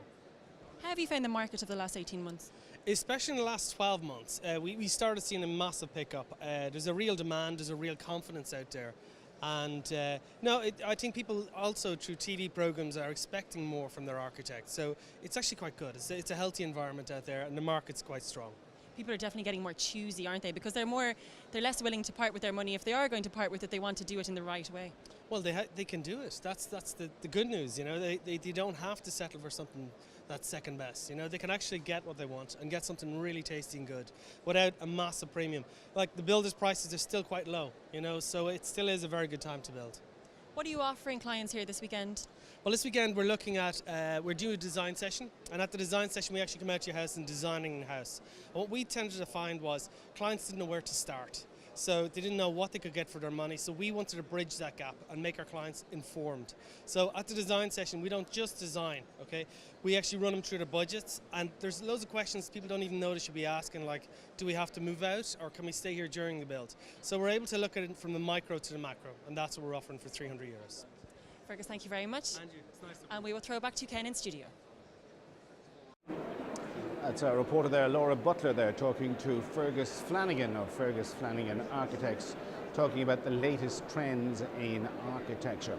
Well, if you've just joined us, well, welcome aboard. You're watching live coverage of the Permanent TSB Ideal Home Show, coming to you live here from the ODS in Dublin. We're with you until about 5 o'clock. This show, of course, continues tomorrow and indeed Bank Holiday Monday. So if you're in the process of buying a house, building a house, or even renovating an old house, I think you should be here. There's some fantastic exhibitions, fantastic exhibitors here. There's also lots of advice to be had on everything from kitchens to sitting rooms to bedrooms to hanging gates to laying down driveways. Everything associated with modernising a home, it's all here under the one roof. And speaking of the modern house and so on, we're going to go back out to Laura, and this time Laura is talking to people at the Christoph stand. So Mick, I'm in the market for a kitchen. Why would I come to you? Well, we're purely an Irish company. Everything that we do, we manufacture here on our fair old Isle, so we import our timber. So everything that you see here, including all our corbels, all our own designs, they're all in-house and done here in Ireland. Fabulous. I want to take a look around here very quickly. Absolutely. Because this has just caught my eye. Beautiful, yes. That's our Cook's Island. That's called a Cook's Island. A cook's island. This is something I would absolutely want, because you want to be able to see your guests. You want a lot of preparation space. Yeah, so we have a bit of prep area. We also have what we call a veg sink here, which is veg washing tap. So that's an extendable tap. We also have along here at the front where all your products are labelled, and that's purely for the cook to walk from. As you're prepping, you're walking from each individual drawer. In a round area here, and then we have our butcher's block here with our knives incorporated in, and a butcher's block on the very side of that. So that's an 80mm solid oak top. It looks absolutely fabulous. Can I just draw the camera's attention to this, because this is something that is also very individual as well. It's very unique, isn't it, Mick? You can put anything here you want. Absolutely, and again we've some lentils in here, with some pasta and some soya beans here on the bottom. So again, it's just showing what you have in your, and again these are individual storage areas here as well. So everything that we have here, we use all blow motion runners on all of our product. So they're all soft close and all individual. So they're not gimmicky, they're actually fully functional cupboards and drawer packs. Now, if I was going for a kitchen, I would absolutely want a pantry press like this. This pantry here, as a lady once said to me at the last show that we did, this pantry to a woman is like a Ferrari to a man. It's absolutely everything. All your dry goods are done in here. We also complemented with a finished, let it be a marble, let it be a quartz or a granite top inside in the pantry. That's done as part. It's like your own workspace. It really is, absolutely. We would always recommend that the customer would put power in here. So for your mixing, for anything like that. And again, we would bespoke this out to somebody's individual requirements. Sometimes we build in coffee machines here, microwave. So everything, I can't emphasize enough that every project that we do, we personalize it to the customer's requirements. It's not anything that we buy off the shelf. It is purely bespoke for every individual customer. This is completely customized then. So it's, in a way, is it almost like a utility room? It is indeed. Well, this would be more so a dry food pantry. And if you go back to our old days and our old generation, the pantry was where a lot of dry foods were kept and prepped in that area. So we incorporate these as a freestanding unit, or we incorporate them as part of cabinetry within a kitchen. So this one here particularly, if we close it over there, this is a curved finish on it here. So again, with our round reeded pillars here and a curved door finish here.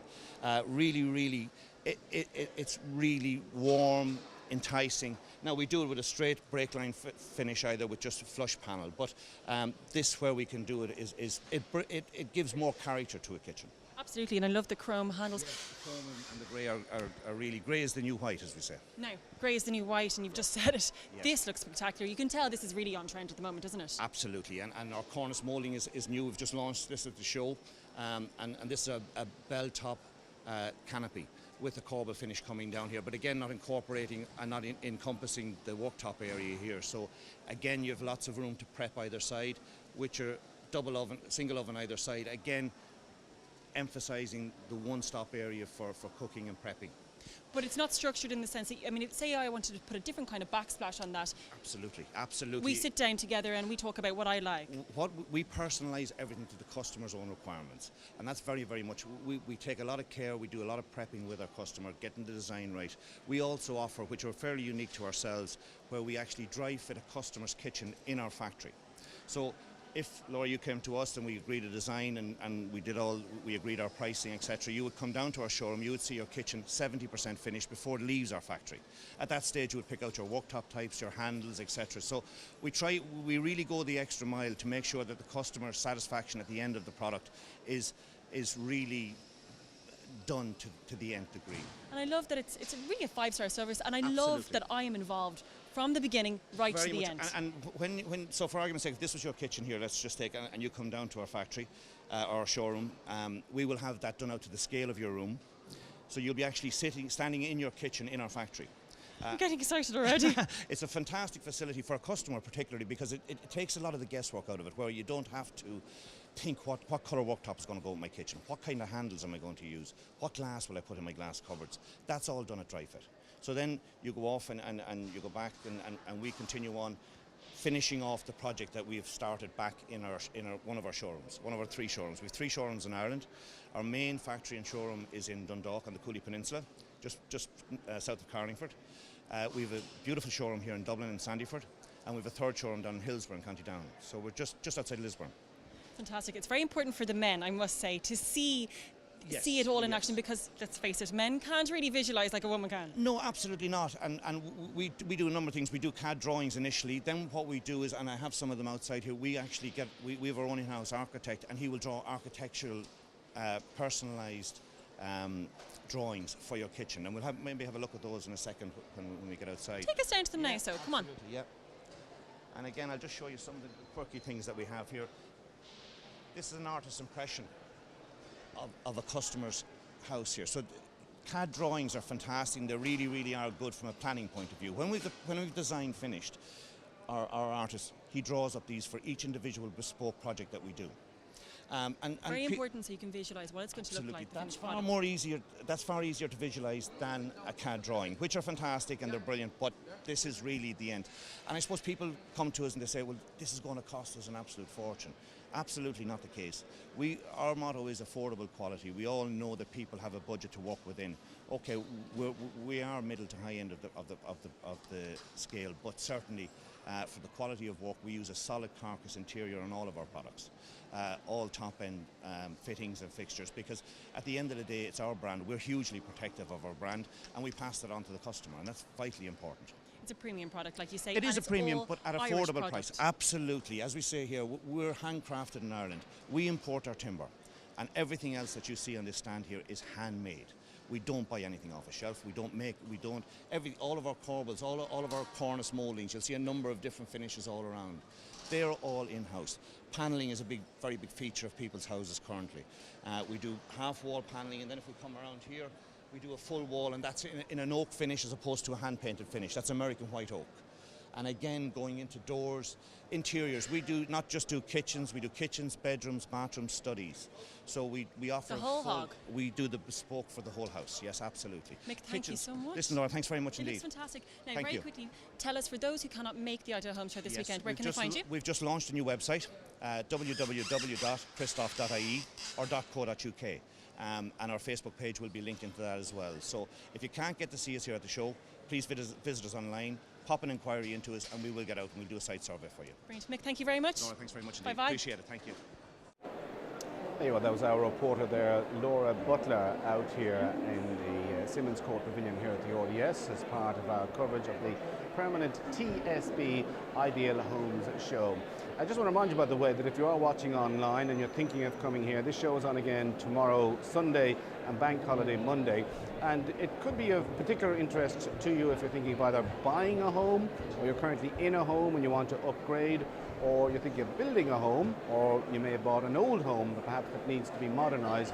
Everything you want for the modern home is effectively here under the one roof. Everything either in relation to kitchens, furniture, sitting room, bedrooms, if you want to put new gates on the entrance to your house, if you want to put down a driveway, everything is all here. And of course, the real buzzwords at this particular event this weekend are the words energy efficiency.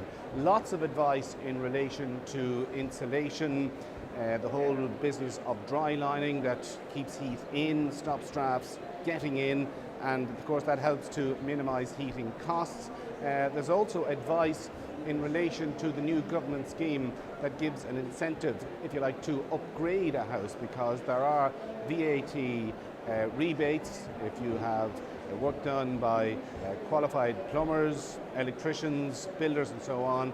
You can get money back, and details are of course available on that on the www.revenue.ie website. We had Pat Malone in earlier on from the Revenue explain how that works, and he did say it's proving to be very, very popular indeed. Okay, we have more demonstrations here between now and 5 o'clock, but what we're going to do right now is we're just going to go down to that part of the arena here at the RDS. There's a demonstration taking place in theatre number 2, and I do believe it's known as the Kitchen and Practicality presentation. Good afternoon. My name is Declan Hogan. I work with a company called Kitchen Space. I am a kitchen architect. I was an architect in a previous life, but I'm a kitchen designer now. This seminar, it's about kitchen design and the steps that I use about how to go about designing your kitchen. I do it in a slightly different format from the old traditional way, trying to take into account all the items you're using in a kitchen. So I'm just going to talk my way through it, how I do it, but please feel free to jump in with any questions, because I'll just stay talking otherwise. But if there's anything in particular you want me to address, just shout up and I'll address it as we go along. So in terms of kitchen design, there's two parts to kitchen design, and everybody comes from one angle or the other. There is function or practical, how you use the kitchen, and there's aesthetic, how it looks and how it feels and the general look of it. Usually when I go to people, they always approach it from one angle or the other. You'll find people who are a cook or who like cooking or are into using the kitchen, and they're usually very functionally orientated. Well, this would have to go here, or you would have to do this. Why would you consider putting it there? Then other people are just purely into aesthetic. So much so we did a kitchen about 2 years ago out in Meath, and the lady wanted an oven, and the corner was an acute angle. And when I explained that you couldn't put the oven in the corner because when you opened it down, the oven door was going to hit off the press beside, I said, hello, I don't cook, just put the oven in. So some people are very aesthetic orientated and some are very function. So the key to getting a correct kitchen is try and find the balance. And you're going to have to compromise either on one area or the other. So in terms of function, the first and most important thing is your needs analysis. So have a think about, do you like to use the kitchen on your own? Do you want just a compact area that you don't like people walking in around under your feet, that it's a little zone of its own? Or do you prefer an island where people can free flow around, two people work together? Are you a hoarder? Do you have lots of pots and pans, or do you have a specific amount of items you like to have? Do you need a lot of storage?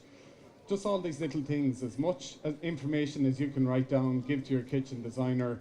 Even if you think it may or may not be relevant, put it down, because it can give them a flavour of how you're thinking or what you use in the kitchen. The next thing, space limitations. In particular, if you're living in a house and you have a kitchen in a particular format that it's always been in, it's very easy to always think of the kitchen being that shape and that way.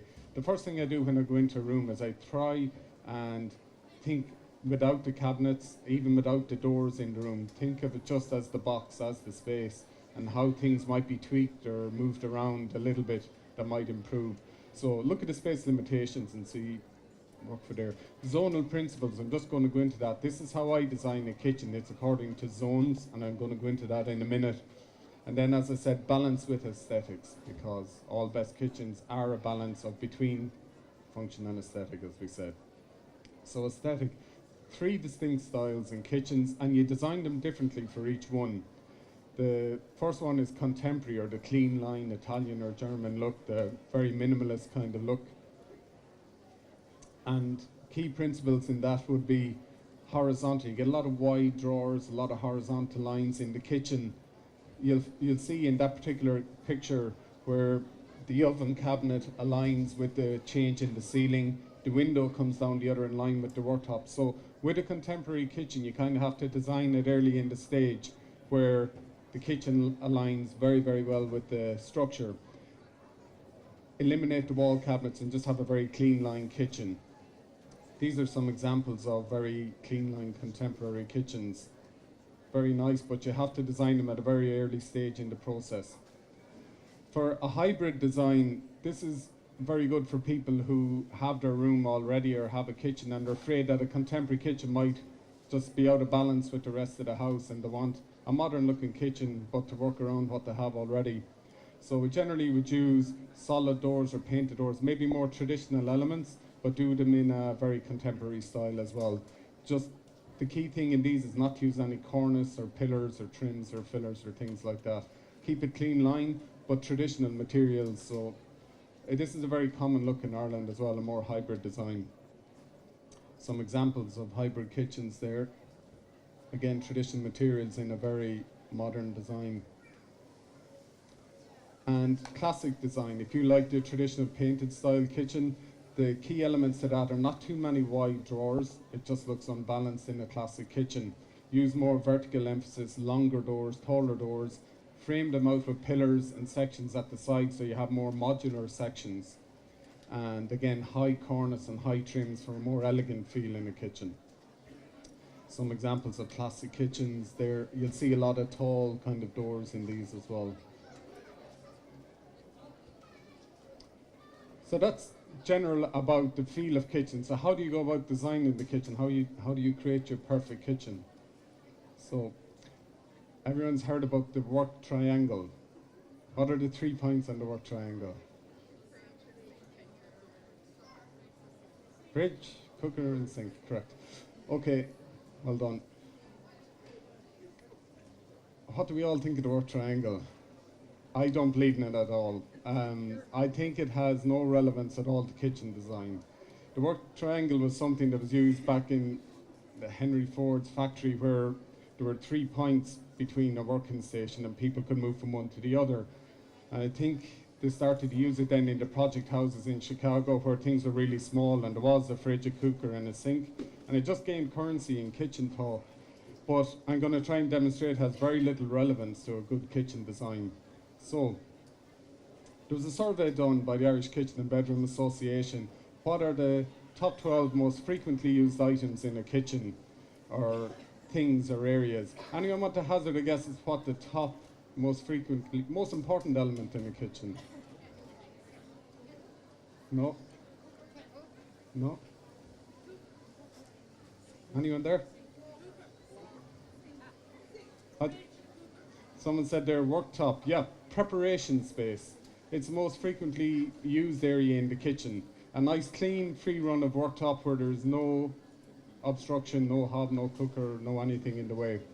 So number 1 is preparation space. I'm not going to drag the game out with each one at number 2. So number 2 is cutlery drawer. And then the third most frequently used item is the dustbin.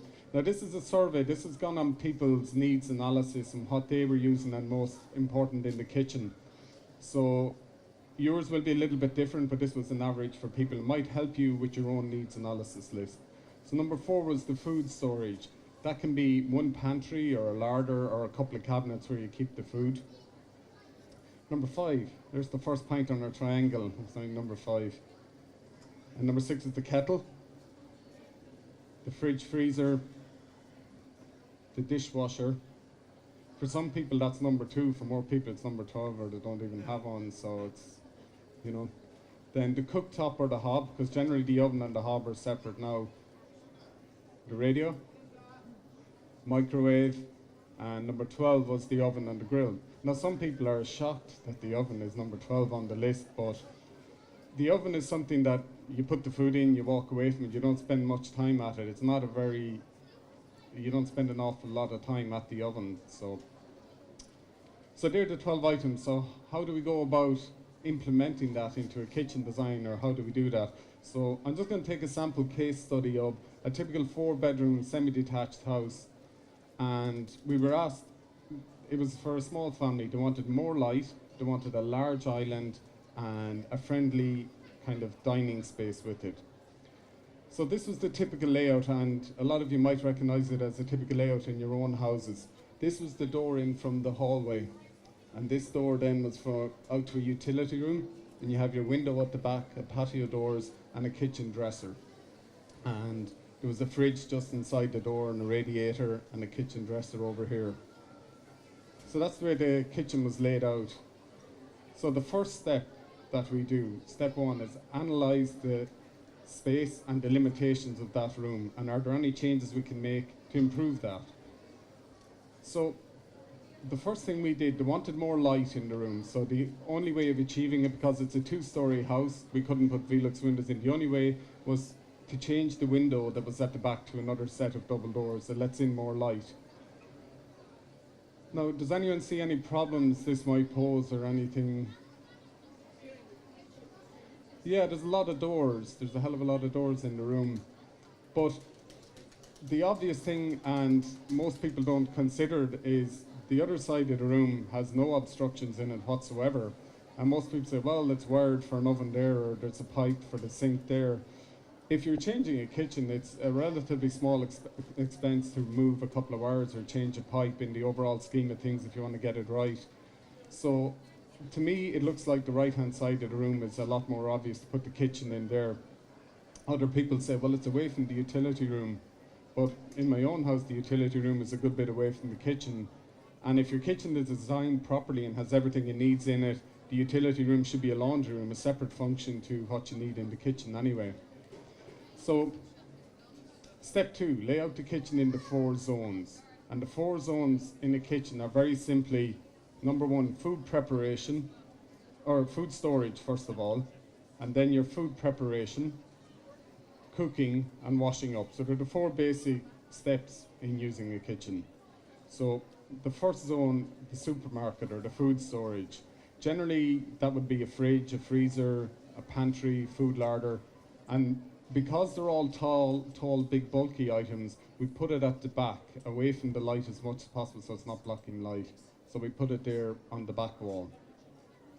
Zone number 2, preparation area. Now that can be anywhere. In this case, they wanted an island, so it's probably the best ideal place to have an unobstructed run of worktop, a nice big large island. Zone 3 was the cooking zone, and zone 4 was the wash-up area. So they're the 4 basic building blocks that we're going to work around in designing the kitchen.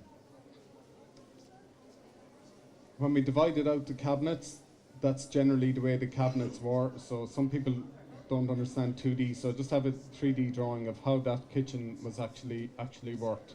All the tall cabinets are there along the back. You have your fridge, your larder, and because we have to compromise sometimes with function and aesthetic, as we were talking about earlier, the oven is moved slightly into the food storage area, just so it looks better with one big tall bank of units instead of coming around the corner with the oven. So you will have some balances like that in your design. And then along the back wall, and you'll notice at the sink area up near this end, we step up the cabinets to give an extra little bit of height over the sink area. It's important, if it's not at a window or at an island, that you step up the height area over the sink. So it worked pretty well from that's a typical of most people's houses in a shape like that, and with a little bit of imagination sometimes you can create a different shape or a different dynamic in a room. If you consider all the 12 points that were on the item list at the start, there's a very good spread of functions in the room, that if there's different people doing different tasks, it's pretty well spread out around the kitchen. It's not too congested. Whereas if you look at the original plan and the original shape that was in the room, there's an awful lot happening in little clusters and little corners here and there in the kitchen. There's not very much of a flow to it. So you will have your own list and your own functions and your own thing in your kitchen. So try and visualize where there will be, where's the cutlery drawer, where am I going to move from one area to the other. And hopefully that'll help in laying out your kitchen. That's the basic part of the kitchen design. If anyone has any questions, I'll take them on kitchen design now, or I'm going to talk about materials and doors and things like that. Okay, I'll just move on to doors and the different benefits of doors. Is an island a must in a kitchen? An island is only a must if it suits your kitchen. A lot of people try and ram an island into the space that's there in the kitchen, but you always need a minimum of 1 meter around your island, and where you have a dishwasher or a drawer section, you need to allow a bit more space for moving down and opening out. So a lot of kitchens don't have room for an island, and it's not always practical. Sometimes a small breakfast bar works better than an island. Kitchen measurements.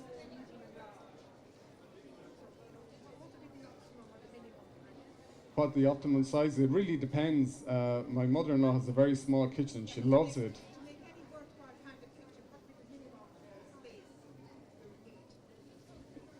The minimum width that you would need in a kitchen would be about 2.4 meters would be the minimum width you would need, and then for however long you need after that to be able to move freely between worktop and back to back, 2.4 meters. If you have cabinets that are 600 millimeters and 600 millimeters, it only leaves you 1.2 meters between them, and that's the minimum you would need to work between 2 rows of cabinets. I'm just going to give a brief rundown on materials for doors. At the starter end of the scale, you have vinyl wrap doors or PVC or foil. An awful lot of kitchens use foil or PVC doors.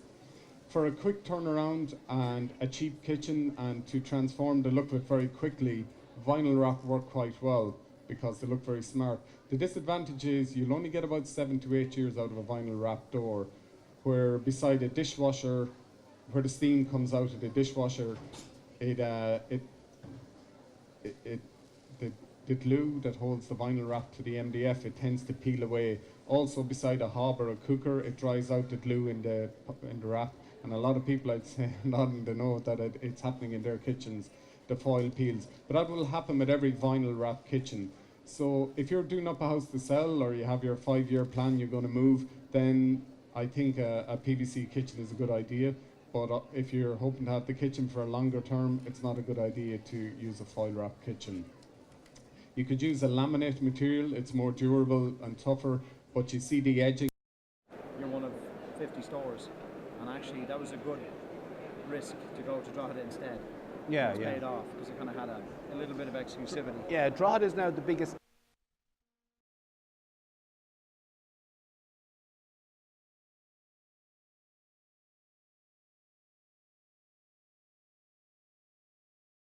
granted in Drogheda. And when they're in your room, they dry out at different rates. You're going to get little fine little hairline cracks in the paint, because the paint generally doesn't move with the timber. With MDF, it's one solid piece, so you don't get these hairline cracks, but generally the edges on MDF can be a little bit furry. They're not as nice as a solid wood edge, and they can take in a little bit of moisture on the edges if they're not sealed properly. So what I would recommend, if you are getting a painted kitchen, if you can get the kitchen in a solid wood, get it primed and have it in the kitchen in the room for 2-3 months, so that acclimatizes to the room, and then get a hand painted finish on it.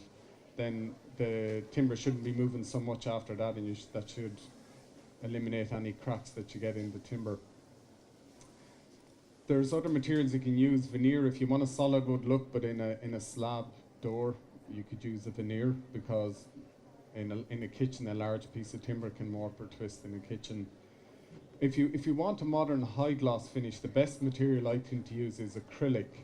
Acrylic it's like a resin, and it can be got in high gloss or in satin, but if it gets a mark, it's the same color underneath, so it's a lot more durable and it doesn't peel or crack over time. They are maybe 10-15% over the price of a vinyl, but for long term I think they're a far better solution. You could also go with a lacquered door, and lacquered look very well, but they're also susceptible to being chipped as well, so if there's kids or a kitchen gets a lot of use, maybe lacquered is not the best solution either, particularly if you're painting colours, because underneath it's a different colour primer or the door, so the marks show up a lot more. And other materials, solid wood. The only thing about solid wood, and I'll move on to the next one for this, if you are getting a solid wood kitchen, most people tend not to think about what the side panels or the end gables are in. A lot of time the door is solid wood and the end gables are a melamine material that it looks like oak, and it looks perfect the day it goes in, but within 6 months, a year, as your oak or walnut or cherry or maple kitchen ages and goes a little more golden in colour, the melamine stays the same, and the plinth and the sides, and you get this two-tone colour. Particularly in a light kitchen like maple, you get the doors are more orange and it's white around the edges. So the important thing, if you are getting a solid wood kitchen, would be that the end gables would be the same material as the door, that they would all age at the same time. And for the plinth around the bottom, I would always recommend an aluminium plinth for 2 reasons. Number one, that it's not going to change colour, and number two, for water, if you're mopping a floor or you get any leaks or anything like that, the aluminium plinth is an awful lot better, so there's no timber touching the ground soaking up moisture. On carcass material, you can use chipboard, MDF, plywood, solid, but the most important thing is the thickness of the carcass, because if you have a skinny carcass that's 14-15 millimeters thick, you can only use a very short screw in that, and if you have a heavy door or a big door hanging on that carcass over time, and you'll notice older kitchens, some of the doors go out of line a little bit at the top, it's because there's too much weight leaning a bit on a small screw. So if you get a thicker carcass, 18-20 millimeters, something like that would be in the long term a lot better for your kitchen as well. And the edging type, instead of the yarn on tape, if you ask for a PVC edge or an ABS, it's also called, it's like a hard plastic edging. And again, that won't peel. You know, sometimes if you're cleaning down a shelf in a kitchen, the tape can come a bit loose at the edge. So if it's an ABS edge, that's not going to come loose. And again, it's more durable in the long term to have it. And drawers, just a note about drawers. There's a lot of people talk about different brands or different names on drawers. The most important thing on a drawer is the load capacity in the drawer. What's the weight that it can take that the runners move efficiently? If it's a small drawer like a cutlery drawer, it needs to be about a 20 kilo load bearing drawer. But if you're putting in wide big pot drawers, big drawers for holding plates and pots, I would suggest you'd need a minimum of 50 kilo load bearing drawer in the big drawers to last in the long term as well. About 50 kilos I would recommend for that. And these are all questions you should put to your kitchen manufacturer, and I'm sure they can all do it, as long as they know that the spec that you're looking for, and also if you're comparing between different people and prices, that you know what you're comparing and what you're going to get at the end as well. There's no surprises. On worktops, just briefly, it's basically you pay for what you get with worktops. On laminates start at maybe 300, 400, 500 euro for a kitchen, and they're very good. They're improving the whole time to different edging shapes. The problem with laminates in the past, they used to be post-formed on the front edge, so you'd have a round front edge, and if you cut the sides, they'd have a square edge. But now they're mostly done with all square edge in the Formica top, so it does look a little bit better. You don't get the round and the square.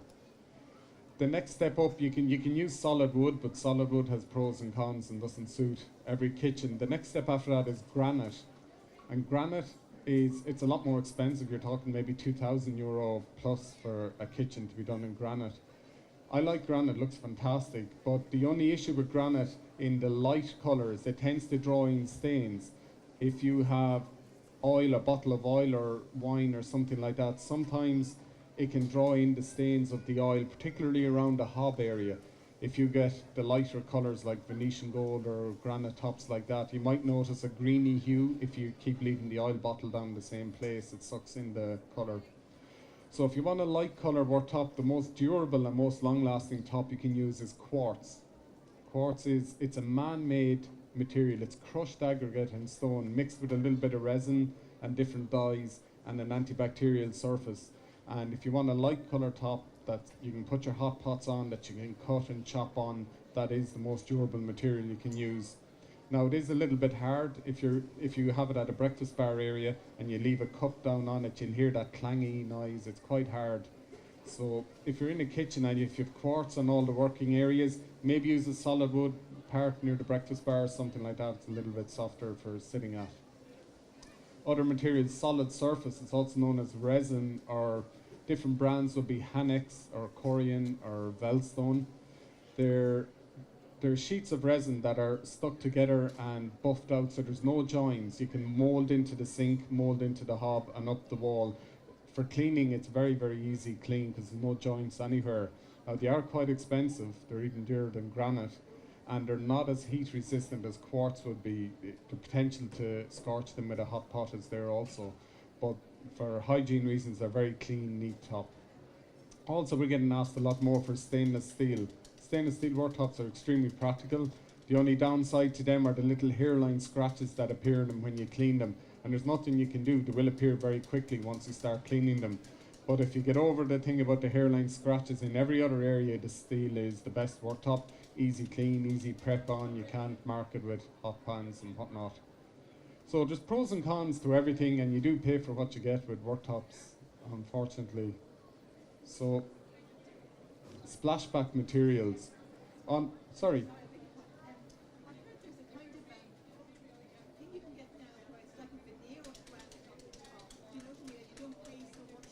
Yes, granite transformations, I think people call them. You can get it put over your worktop.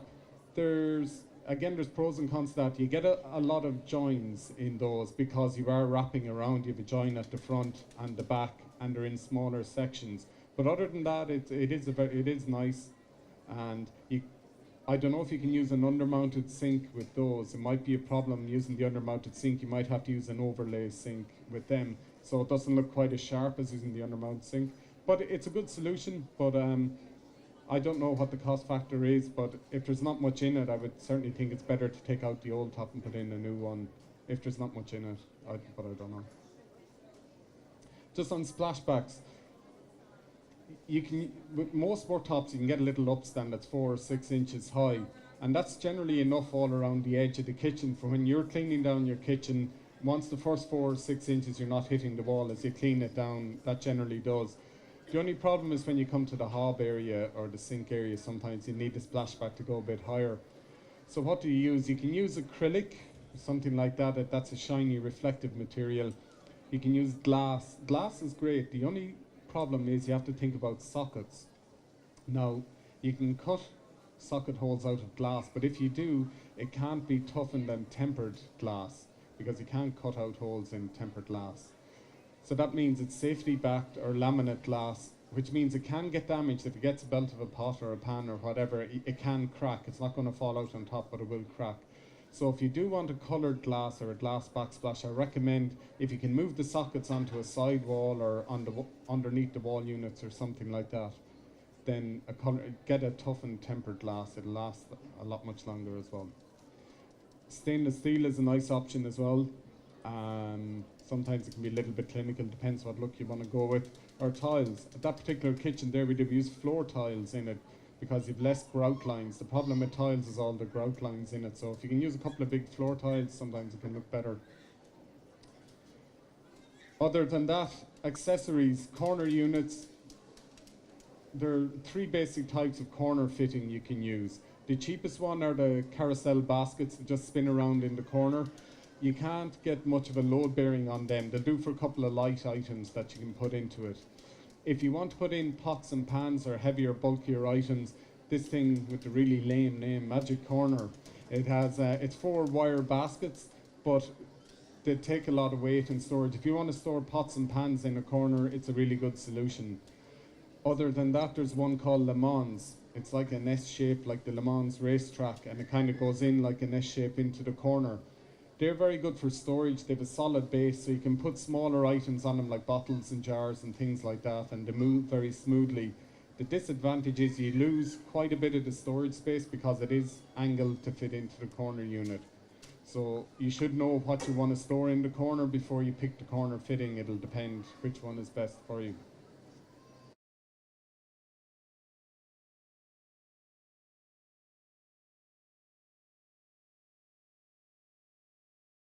Taking place here at the ODS, at the Ideal Home Exhibition Show, brought to you by Permenant TSB. We'll have a couple of more presentations before we wrap up at 5 o'clock this evening. Now, as you know, throughout the day we've been discussing everything from insulation to kitchens, to doors, to floors and so on.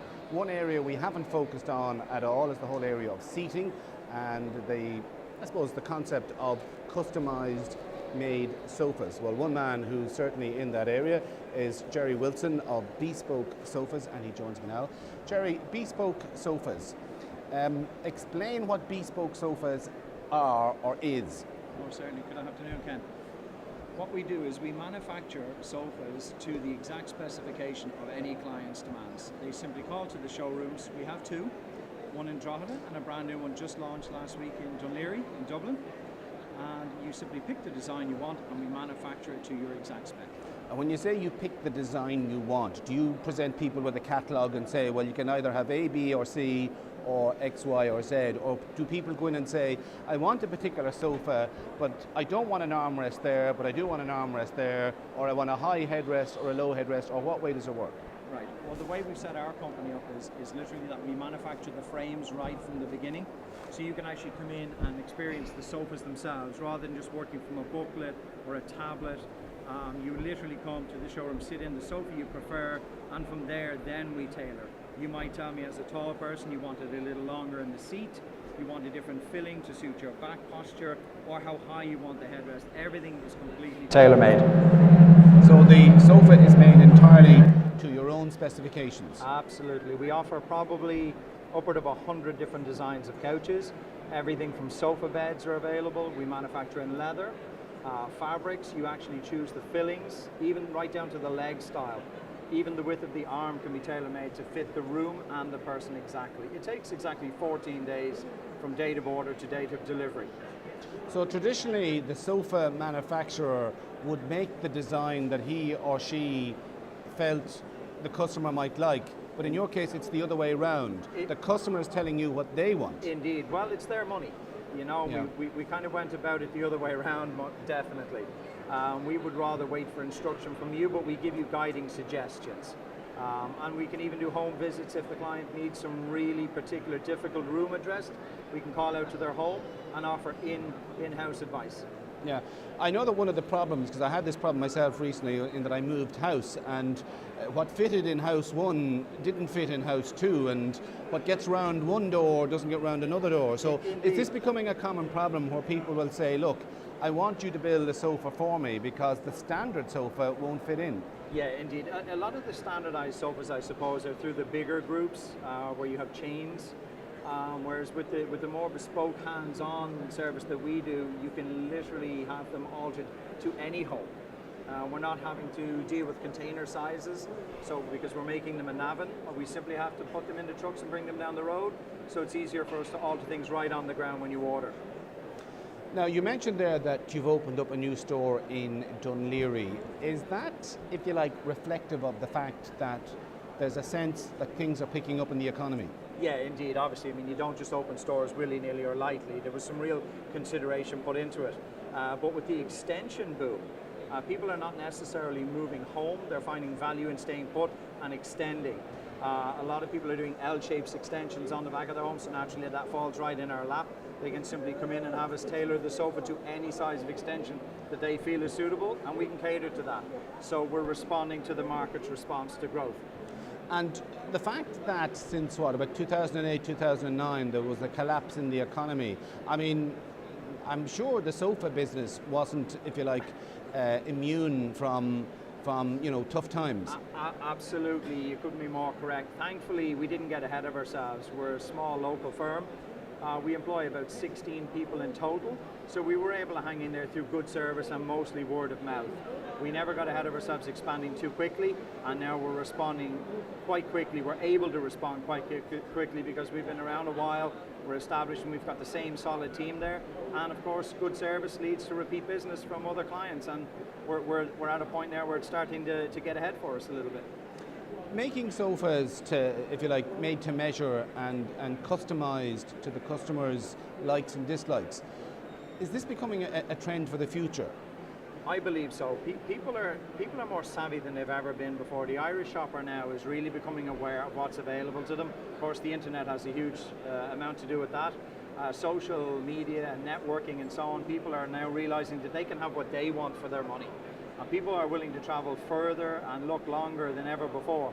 So if we can cater to their demands and react quickly and offer them a really fast turnaround time, I think that's one of our strengths.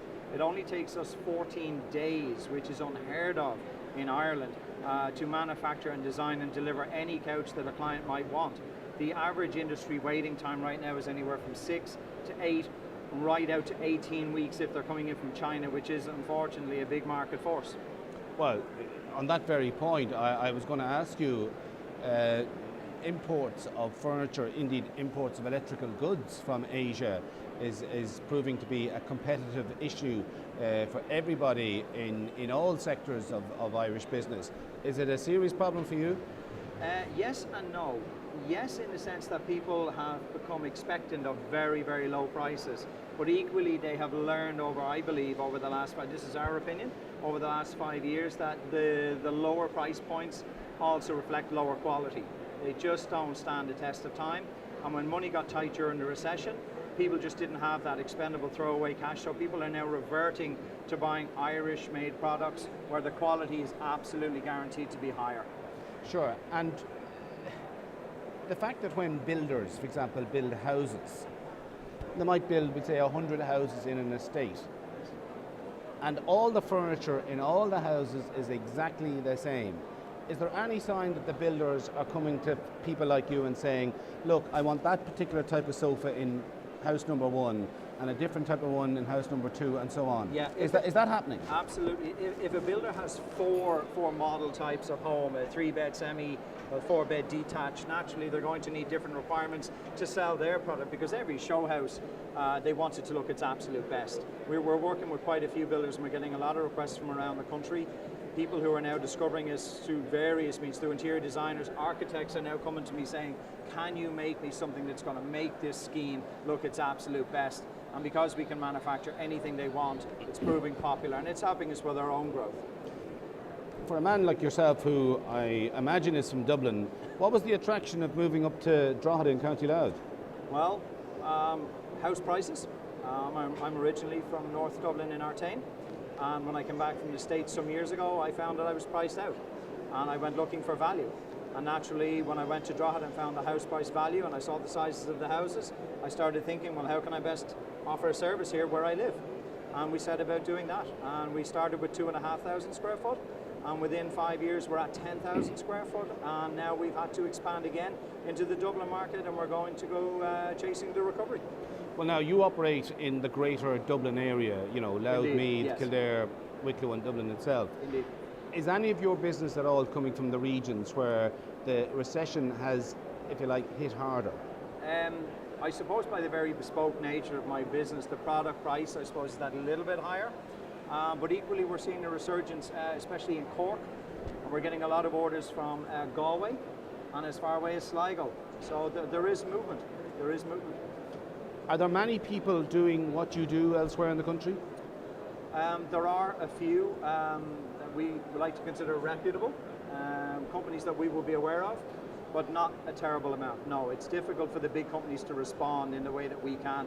They're geared up for churning out furniture on a production line style. They're just not able to react to the style choices that people want as readily as we are. I suppose, and correct me if I'm wrong, that sofas like kitchens and like beds and so on, they go through phases where a particular design is in and then it fades out and some new design comes in. Are you getting that with the offers and the requests that you're getting? Yeah, there's a colour called greige, which is the new trend. It's a mixture of beige and greys and of linens. It's this buzzword that's going around the industry. It seems to be the popular trend at the moment. Very neutral, understated colours and tones. Equally, style-wise, people are going for simpler, cleaner lines that give them longevity. Okay, Jerry, we're going to leave it there. I want to thank you very much indeed for coming. And that's Jerry Wilson there from Bespoke Sofas, based in Drogheda and Dún Laoghaire. We've got about another half an hour to go before we wrap it up, but there's a presentation taking place down in one of the many theatres here at the Ideal Home Show, the Permanent TSB Ideal Home Show, I might add. And this particular presentation is titled, How to Get the Most Out of Your Design.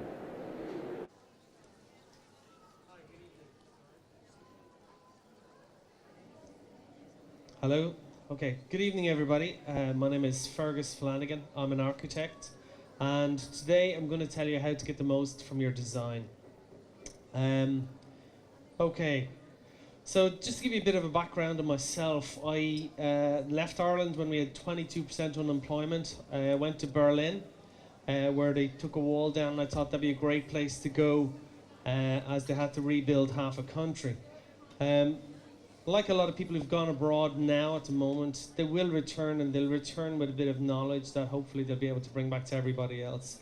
So one of the things about being away for the last 12 years was when I got back to Ireland, I noticed quite a few things, and I was able to see them from a foreigner's perspective. And I couldn't believe what I seen from a foreigner's eyes, especially in relation to architecture. And I thought, this is crazy, what's going on in Ireland at the moment. So I thought the Irish people are absolutely mad, lunatics, fruitcakes, and I know what you're thinking, how's this guy up here speaking shite to us like that? He'll actually agree with me once in about 5 minutes' time.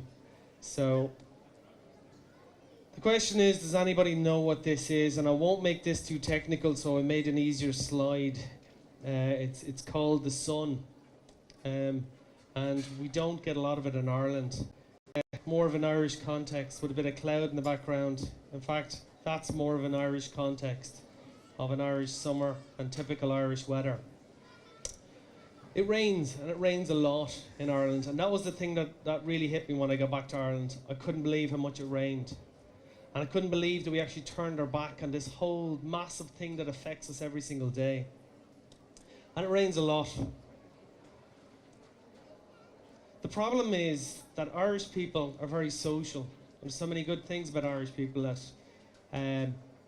but the problem is our weather doesn't suit what we like to do, which is barbecue and be social. And we'll do every sort of length to make sure the barbecue goes through, but it's absolutely crazy. What we tended to do in Ireland was design houses that when it rains, you stay in. And to me, that's just gross stupidity. We even have rock festivals in the stuff. It's just absolutely nuts. I know, depressing, isn't it? But I got some good news for you. There's a solution. Why don't we design houses around the rain? And I'm going to actually introduce you to this because it's actually quite simple, inexpensive, and actually can live in a climate. We should have been doing this for hundreds of years, never mind starting now. So instead of living in this, which is a house that when it rains you stay in, you can live in this, which is a house we built in Wexford for 140,000, complete with kitchen, tiles, everything. Outdoor fireplace, covered terrace on it. And it means that if you want to have a barbecue, you can actually invite your family and friends around and have a barbecue. What our clients find, we started doing this stuff 7 years ago, and what our clients are reporting back to us is they're starting their summers earlier and they're ending them later. And they can actually have family barbecues. And the normal complaint we hear is, but it's cold. And that's why we put in the external fireplace. And that's as simple as it is. This square houses a fire grate with a big chimney and place your logs and bits and pieces on the side. It's no more complex than that. So now you're outdoor, you're dry, and you're warm. And here's an example of one we did out in Malahide, where we have an outdoor fireplace, covered glass terrace, and it's a barbecue, okay? So as you can see, all that was involved there was actually putting in a couple of angle irons and creating this barbecue. So if you take that out and you put in a fire grate, now it's a fire. So we're not talking about any great expense here, we're just talking about something with a twist on it. And the ideas keep coming, oh yeah. Since we're outside and we're having a nice glass of wine under a covered terrace with our nice fire lighting, why don't you spend 350 quid and buy a projector? Okay, you need a wall, okay? So now you can sit outside and watch a movie. This is the type of stuff we should be doing in Ireland. This is the type of stuff we should always have been doing in Ireland. As I say, we should have had the best covered terraces in the world. So what about all the rain? So that's only one half of the subject. We told you how to get rid of this stuff, but what do we do with it? Well, this has been the solution to date. And to be honest with you, it's a rubbish solution. There's potential here. Sorry, I don't know how this slide got in there, but anyway, it says, I fail to believe that we've charged for a water in a land where ducks have to wear hats. Sorry, that's obviously a slide that slipped in there somehow. No, but in real terms, we use it. We can use this water, okay? And not just, obviously you can have what's called the grey water system. You put it in barrels or whatever, store it, use it for your toilets. We can do a lot more. This is a house we've done. Very low budget. And what we decided to do was, we had a JCB driver out there. We marked out this feature lake. The water in that lake is actually fed off the roof, okay? So it's oxygenated, it's fresh water, and we're getting it every time it rains, which is practically every second day. Now the water then goes into an overflow pipe. So it only goes up so high, and then the top of it is skimmed off and goes into an overflow pipe and goes into a natural drainage system, okay? But what that means is, the water never turns stagnant and it's always filtered. So this pond needs no treatment, no mechanics, no nothing. It has happened naturally. So I'm going to go on, I'm going to talk about various different aspects in your house. And good design is not about throwing loads of money into something. It's just good design. It's about thought. And that's why you pay an architect to come on board with your project. It's the little twist they can make on something. It's not about putting loads of money into something. So maximising sunlight. I got a phone call about 2 years ago. Very strange phone call, to be honest with you. I was from a doctor. He had a lovely big Georgian house, and he said, listen, there's something wrong with my house. I can't tell you what it is, but can you come out and tell me? So I went out and I said, don't tell me what it is. I walked around his house and I said, are you staying in this tiny little room while you have this massive big house? And he goes, yeah, how did you know that? And I said, it's the sun. Everybody gravitates to the sun naturally. And you'll often find that people will be in a tiny little room, everybody will be in a tiny little room, while there's a great big house and the rest of it. So sunlight is everything. And there's loads of ways and loads of tricks how to get that in. So in this particular instance, what we did was, this is a kitchen extension we did onto someone's house, just a box, but it's a cleverly designed box. So to start off with, we start the pitch at a lower level underneath the windows, so it's not interfering with the light from the windows upstairs, and it pitches up. But if you look what it does, it gives you a double height space in a space that shouldn't have a double height space. And then we do that simple thing of pull it a little bit further forward, and now you got a covered terrace. Again, now you're able to barbecue. And that's it from a side perspective. Again, there's little tricks like you put a bit of stone on the outside, you pull it in. But here's another trick. If you've got a house and you've got windows, you've dislocated the garden. The minute you bring that down to the floor, your eye follows it and you bring the garden back in. And simple little things. All that's involved here is 2 steel beams holding this whole thing together. And what we've done is you put in 4 large sliding glass windows that pull apart in the center. And we've totally brought the whole back garden into this thing. There's a video of this on our stand there that anyone who wishes to can go and have a look at later stage. That's it in 3D, okay? So this is what we started off with. This is the dialogue we have with our clients. We've got so advanced now as architects that we actually are able to design houses for people, which we are in Hong Kong. And we've only met them once. Because everything we do now is in 3D, and we got this technology now that you can actually fly through your house on your phone, your laptop, or your iPad without having any of the software that we have on our computer. So we're able to do that at this stage. And good communication is essential in getting what you're looking for. That's it from above. Now, you can see the 3 windows at the top first floor there. Light will actually go back into a building 6 meters and then it'll die off, okay? So it's essential to get light as far back as you can, close to that back wall, and get these bursts of light in there. And that's the interior of that space now. So you can see the V-Lux there at the back there, giving a huge blast of light there. And in essence, that's how you can get light into spaces that technically shouldn't have light. This is another building. This is out in Malahide. That's the first one I told you in terms of the outdoor barbecue area. And this is what we did inside. The clients wanted a feature fireplace. So we said, listen, if we were to make this fireplace slightly larger, we can get a second flue in, which means that we can get 2 fireplaces out of the 1 chimney. You're talking about a couple of €100 here, nothing more than that. So this is a fireplace on the inside and there's one on the outside. And this is very, very important. We start designing from the minute you walk in your front door. So if you walk in your front door and your hall's dark, that shouldn't happen. So in this one, this was a dark hall. And what we did is we changed the doors, the double doors there, to glass. So as you come through your front door, the first thing you see is this beautiful fire lighting in winter. And that's what welcomes you home. And that's the sort of level we're thinking about. If you go up the stairs, we're thinking about what you're looking at. Everywhere you move through a house, we're thinking about what you're doing, what you're looking at. Here's another example about as you enter a hall, you should not be stopped by the hall. Your eye should go on much further, see through and beyond. And this is actually a dormer bungalow, believe it or not. And we actually took out a bit of space, took out a few joists and created this lovely double height space in that building. So what about stairs? Stairs are great. You can do loads of really cool things with them. Depends on how much money you have. On this particular one, we decided to play a game where you got heavy stone on the walls. And what we did is we went to the absolute parallel opposite to that, where we got glass and this thing floating, fixed onto the wall.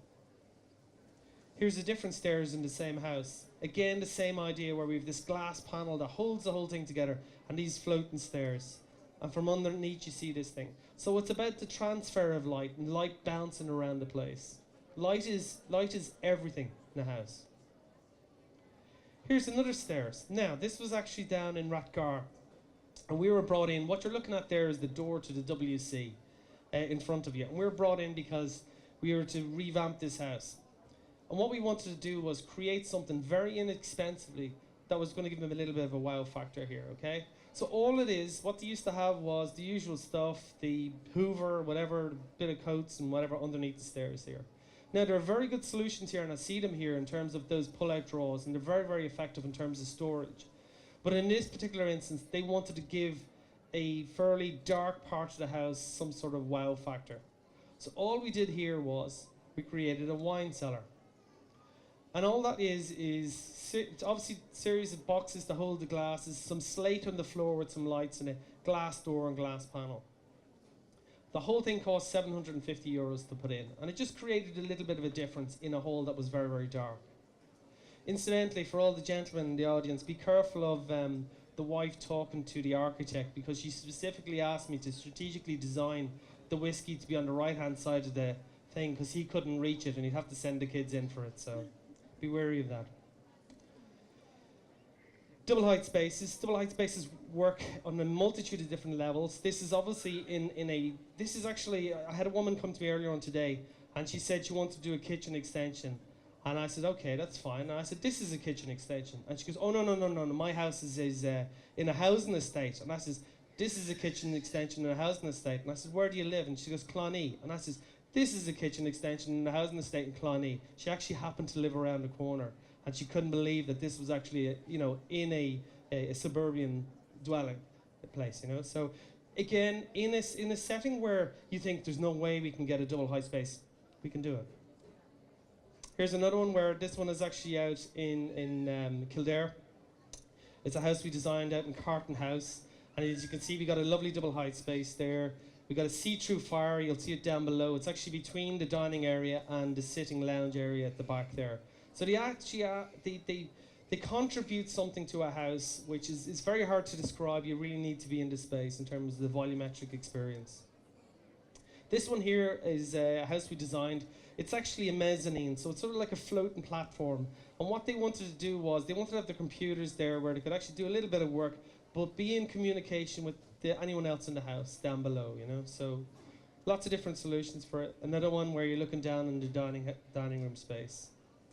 Walls and doors. Every single element in your house can have something. I remember people saying to me, oh, I want a wow factor in the house. You shouldn't have a wow factor. You should have loads of wow factors. And this is just one example where we were brought in. We had the master bedroom had an ensuite, and then they had another boys' bedroom here. And what they wanted to do was convert the attic, have the master bedroom up there. We'd have 2 different boys' bedrooms, and we had the space in the middle to play with. And they said they wanted something there, So what we designed was a sliding bookshelf with lots of storage in there for the clothes, the toys, everything in there.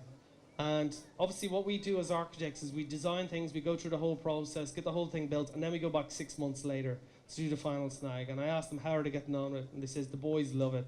They're forever bringing their friends in and playing hide and seek, and they can't find them. So sometimes it is about adding certain layers to your house, because what we do is we don't create houses, we create homes, okay? So the more you can actually put into these things, the more you're gonna love them.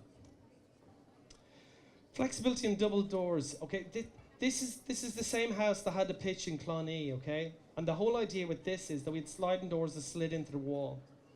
Now, acoustically, open spaces are fine, but if you're trying to watch TV in them and someone's banging pots and pans, it can be a bit of a problem. So you do need acoustic barriers. And what we did with this particular one was we opened up the TV room at the front with sliding doors. So if you wanted to shut it off, you could. But if you had large family gatherings there, you could actually open the whole thing up. So the whole house, the whole ground floor footprint of the whole house was opened up for large social gatherings. Or as I say, you can shut it off. And that flexibility will really help you for various different occasions you're going to have in the house. This is an interesting story. We had a couple, we designed this house from scratch. The couple actually had an argument in the boardroom, and the argument was actually about his fish tank. He wanted to bring his beloved fish tank with him, and she didn't. And we asked him, look, what's the problem with the fish tank? And she says, he keeps making a mess on my floor. He's cleaning the fish tank, it's spilling on my lovely cream rugs, and the fish flakes are going everywhere. So I said, okay, if that's the problem, we'll design it out. So what we did was, this leads onto a hall. There's a door in at the back of that fish tank from the hall, and it can service this thing from the hall. So everybody's happy. So it doesn't matter what the problem is. To become an architect, it takes 7 years, and they train you to think outside the box, and that's what we're good at doing. So anyway, as I said, there's a multitude of things you can do with your walls.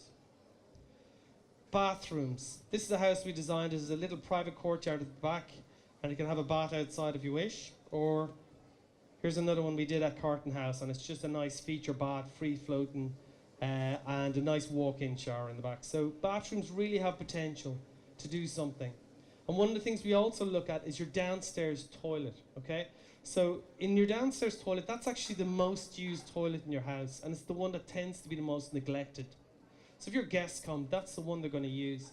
And it's actually worth putting a little bit of money in there and doing something a bit funky on it that people aren't expecting. So they'll ask you, where's the toilet? Maybe it's under the stairs, maybe it's wherever. But it's really worth doing something a bit crazy there. I don't know, maybe the ground has glass on it and you got fish floating under your feet, or the tiles are a bit mad, or whatever. But it is really worth having a bit of fun with that room. Kitchens, pantries, utilities, and laundry. Now, I specifically separate those elements, okay? Because the engine of a kitchen is the pantry, okay? And the pantry is not what you think it is. It's not a bag of spuds and loads of tins on the shelf. A modern pantry is a series of boxes. And all it is if you want to make a blended fruit drink or whatever, you go in, you take out the blender, you use it, wash it, put it back. If you want to make a toasted sandwich, you take out that gadget, use it, wash it, put it back. Now, all the stuff that bunged up your kitchen, even your casserole dishes, whatever, they go on top shelves, okay? So pantries are the engine of your utility room. It's not the bag of spuds anymore, okay? They can really free up your kitchen and free up the way you want to use your kitchen, okay? Your laundry. Your laundry has nothing to do with your kitchen. Absolutely nothing. You take your bed sheets and your clothes from your bedrooms and you bring them to your kitchen. You wash them and you bring them back. So if you have a bit of leverage, technically that should be near the bedrooms, okay? If you have some leverage on it. And then there's the idea of a boot room. I worked over in the UK on some very, very large manor houses, etc. And I was introduced to the idea of a boot room. And to be honest with you, at the start, I wasn't really sure what a boot room was. I didn't know if it has guns and where they had the pheasants or whatever. So I said to my client, I said, okay, what have you got in your boot room? And he goes, boots. I said, yeah, but, you know, is there fridges? No, it's a boot room. I said, so all you have in this room, and the room was actually almost this size. I was like, was boots? And I said, yeah, this is my boot room. But anyway, taking it and putting it on a much smaller scale, they actually do make sense. When we're designing houses from scratch, people will have, you know, rugby tops and whatever, you know, muddy things, coats, shoes, boots, whatever. And it does make sense to separate them if you can do it, okay? And then a utility is a separate function again. So if you can think about them separately and separate the functionality of these things, they'll work a lot better for you. So anyway, obviously there's 1,000,001 different types of kitchens. This is quite a contemporary one. This is a little bit of a mix between a traditional whatever. Not 100% sure on the bar seats, to be honest with you, but anyway. And then this is just a house we did, and I'm showing you this for a very good reason. If you look at the top two pictures on the right-hand side, that's exactly the same hall, okay? You can see before and after, and it's just a matter of changing some doors to glass doors, and you can borrow light from the front of the house to the back of the house, and then putting in something quite light underneath, and you know, you can bounce light off it. If you look at the top left-hand photo, that's before, and this is the building afterwards. And it's not about throwing money into your design. It's about design. Everything's about design, you know? So on that, we have actually a covered terrace to the left-hand side there. And the building was raised up anyway. So what we decided to do was put some trap doors on that, and his golf clubs are down there, and there's a hose down there, and there's old storage down there. In essence, that's his garden shed. Now, what's the cost of that? It's 4 hinges. So it's not about pumping loads of money into something. It's about clever twists. This is incidentally, this is inside. So as you can see the quality of light in there, and that's what we do as architects. There's primary drivers. There's certain things you cannot change in a site. You can't change the sun. You got to work with it, okay? This is a different house. Same scenario where we had large glass sliders at the back, and again, all their storage is actually in that decking. All of it. They have no garden shed. Everything is down there. And if you look at the bottom right-hand corner, there's the entrance to the door. We lost, this is actually up in Temple Oak, we lost the box bedroom so we could get up to the attic. We were returning stairs, but we were able to get a lovely triple height space as you walk into it. If you look at the picture to the left-hand side of that again, it shows you a set of doors. And what you see is the garden, not the hall. So as you walk in the front door, your eye goes beyond. Many different architectural styles. Obviously, we design houses from scratch. This was a challenge. Now, I like a challenge as much as every man. But this is true. This was a house we were given, and our client said, well, what do you think? And I said, to be honest with you, you're really challenging me now. And I said, what do you want to do? And he said, well, I want to build a house on this site. And I said, well, you're not allowed. This area here is actually for locals only. All you're allowed to do is extend this existing building. And he goes, that's a pity because it's a listed building. And I said, well, hang on a second. That's after playing into your favor. I said, if this building's listed and we don't do something with it, it's going to fall into the ground. I said, you're after giving me a little gem here. So I went and I spoke to the planners and said, look, my client actually wants to build a house. He's not allowed, but he's allowed to do an extension. But if we don't do something here, this thing is lost forever. So here's what we're going to do. We're going to bring this back to its former glory, and we're going to design an extension to this thing, and we're going to create a modern Irish thatched cottage, okay? And we're going to use this as the palette of materials with which we're going to create this. So the new building is actually going to stem from this. So this is the end result. And what it is a curved roof thatched cottage. So we brought in a thatching expert, and he said to me, there's no way you can do that. The thatch will fall off. There's no way in the world you can do that. I've been doing it for 20 years. Not a hope in hell. And I says, we can. I says, no, not a hope in hell. You can't do it. I says, we can. I says, what we're going to do is we're going to get corrugated steel. We're going to bend it over. We're going to weld on little brackets, and you can fix your thatch to that. And he went, yeah, that'll work. And that's what it's about. It's about being able to think outside the box. And that's what we're good at doing. So from the front, it looks like it's a single-story building. We touched the existing building very, very lightly with a glass link. And then the back is actually two-story, and we got double height spaces in there and lots of cool things going on the inside of it. But when I was presenting this to the clients, they said, what about the original thatched cottage? And I said, well, listen, we design buildings around people. And my first question was, what is this house? And he says, well, it's our entertainment pad. We live up in Dublin. This is in North Wexford. And he says, we're going to bring friends down and just, entertain. And I says, well, this is what it is. You bring them down, you have your food, and then you say, let's go to the pub. You walk across your glass link, and you've got your own little pub there. And he went, perfect. So that's what it is. Again, loads of different architectural styles. This building we developed up, it's actually, we got some of them built at this stage. It's about getting the sunlight in from one side to the other. So you can see on this side, clearly we can get the sun in on this side.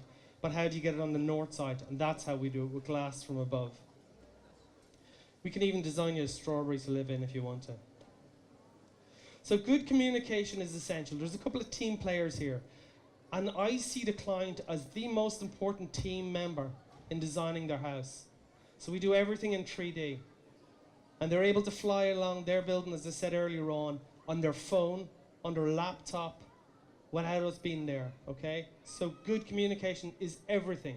People worry about two things when they're starting a build project. Well, I like it, is the big one. And when you do it in 3D, they know they're going to like it before you even touch a single thing, okay? And then the second one is, will we go over a budget? Now that's easy to control, because you do checks the whole way along, so technically you shouldn't, okay? The third member, more fundamentally, is the builder, okay? We've got some very good builders that we work with a lot of the time. We've come across some very shite ones, okay? And builders will just build, okay? So be very, very careful and get a builder who knows what they're doing, okay? And who can read plans.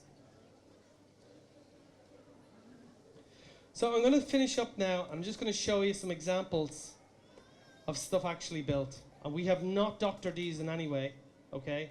This is what tends to happen. And the reason I'm actually showing you is, in case you're thinking about doing direct labor, okay? We've seen it time and time again, okay? The electrician will come, but the chippy hasn't there, so the stud isn't there for him to put his stuff on, and there's a blame game. And it's very, very dangerous, because we've no control if there's no main contractor there. We've no one point of responsibility and say, you fix that. We have a contract, I want that fixed, okay? So these are actually real photos, okay? So instead of moving the post, they decided to build a road around it. So who's at fault there? not exactly wheelchair friendly, is it? And my absolute favourite.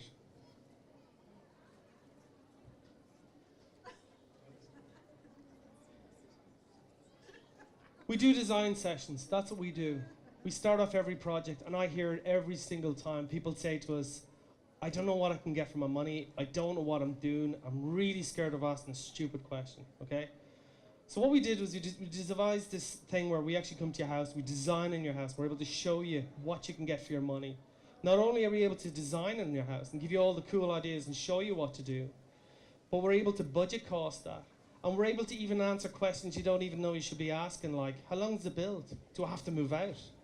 So the whole idea is that we get you to a position that you're informed. And that's the best way of starting any project, to start off in an informed way. Thank you very much for your time, I really appreciate it. Okay, we're coming to the close of business here at the Permanent TSB Ideal Home Show here at the RDS. Don't forget, of course, this show is on again tomorrow and bank holiday Monday. And as I've been saying throughout the day, if you're in the process of buying a house, or if you like renovating a house, or indeed building a house, well, I think this is the show for you. There's something here for everybody who has any interest at all whatsoever in developing and modernising their home. Okay, we're almost at the end of our coverage here from the RDS, but there's one particular report we want to bring you. It's about a new concept in conservatories, and our reporter Laura Butler has been down at the podology stand. One of the first things I saw when I came into the Ideal Home Show here at the RDS were these pods, and I automatically thought, okay, this is something I can go to outer space in. I love this. It's what I want to get into. Ita, will you please tell us about podology? Okay, well, Podology is an Irish-owned company. Our expertise is in garden pods, and we call ourselves Podology. They are contemporary designed, they're architectural by nature, and the function of them is really to extend the outdoors, indoors, or indoors, outdoors, so that people can use their gardens more regardless of the weather. So whether it's raining, whether it's very sunny, or whether it's very windy, they can use the gardens. Two of the models rotate, so you can actually follow the sun or get out of the wind or the rain. And this model that we're sitting in at the moment is the summer house. It comes with an up and over door, it has windows, it has solar panels, mood lighting, fully heated, nice comfy seating, would seat about 10 people, up to 10, and it can also come with a dining table as well as part of the package. Some people prefer it just to have the couches, and then other people prefer to have the table. I love it, it's absolutely fantastic. Somewhere for all the family to go in the Irish weather. Doesn't matter if it's snowing outside, we can sit in here. Exactly, exactly. So who is in the market for something like this? Well, the market is varied really. We have people who are sort of 50 plus would be quite a substantial part of our market, but then we have young couples who've just moved into their houses. I think at the moment, because so many people are not moving, they're trying to make the most of their homes, and now people are looking at their garden as an extension of their home. So it's quite a wide variety of people who really enjoy our pods. Is it almost an alternative to conservatory? It is an alternative with a big difference. With the conservatory, naturally it's attached to the house. With the garden pod, you can place it anywhere in the garden that you wish, and perhaps find the sunniest spot, or maybe it's the shadiest spot. And also, it's not as expensive as a full conservatory, and it doesn't need planning permission. It doesn't, that's a very key point really, isn't it? Absolutely, yeah. So there's going to be a lot of families and a lot of young kids looking to get in here over the weekend and have a look.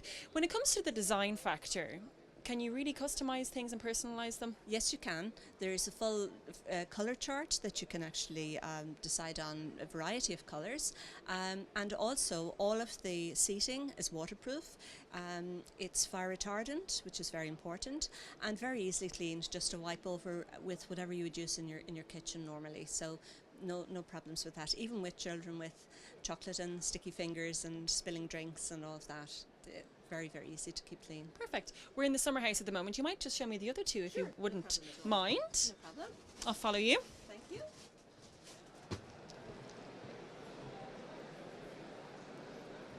So what do we have here? This one is the rotating seater, and As the name suggests, it rotates. So it has a stop on it so that children can't continue to spin it.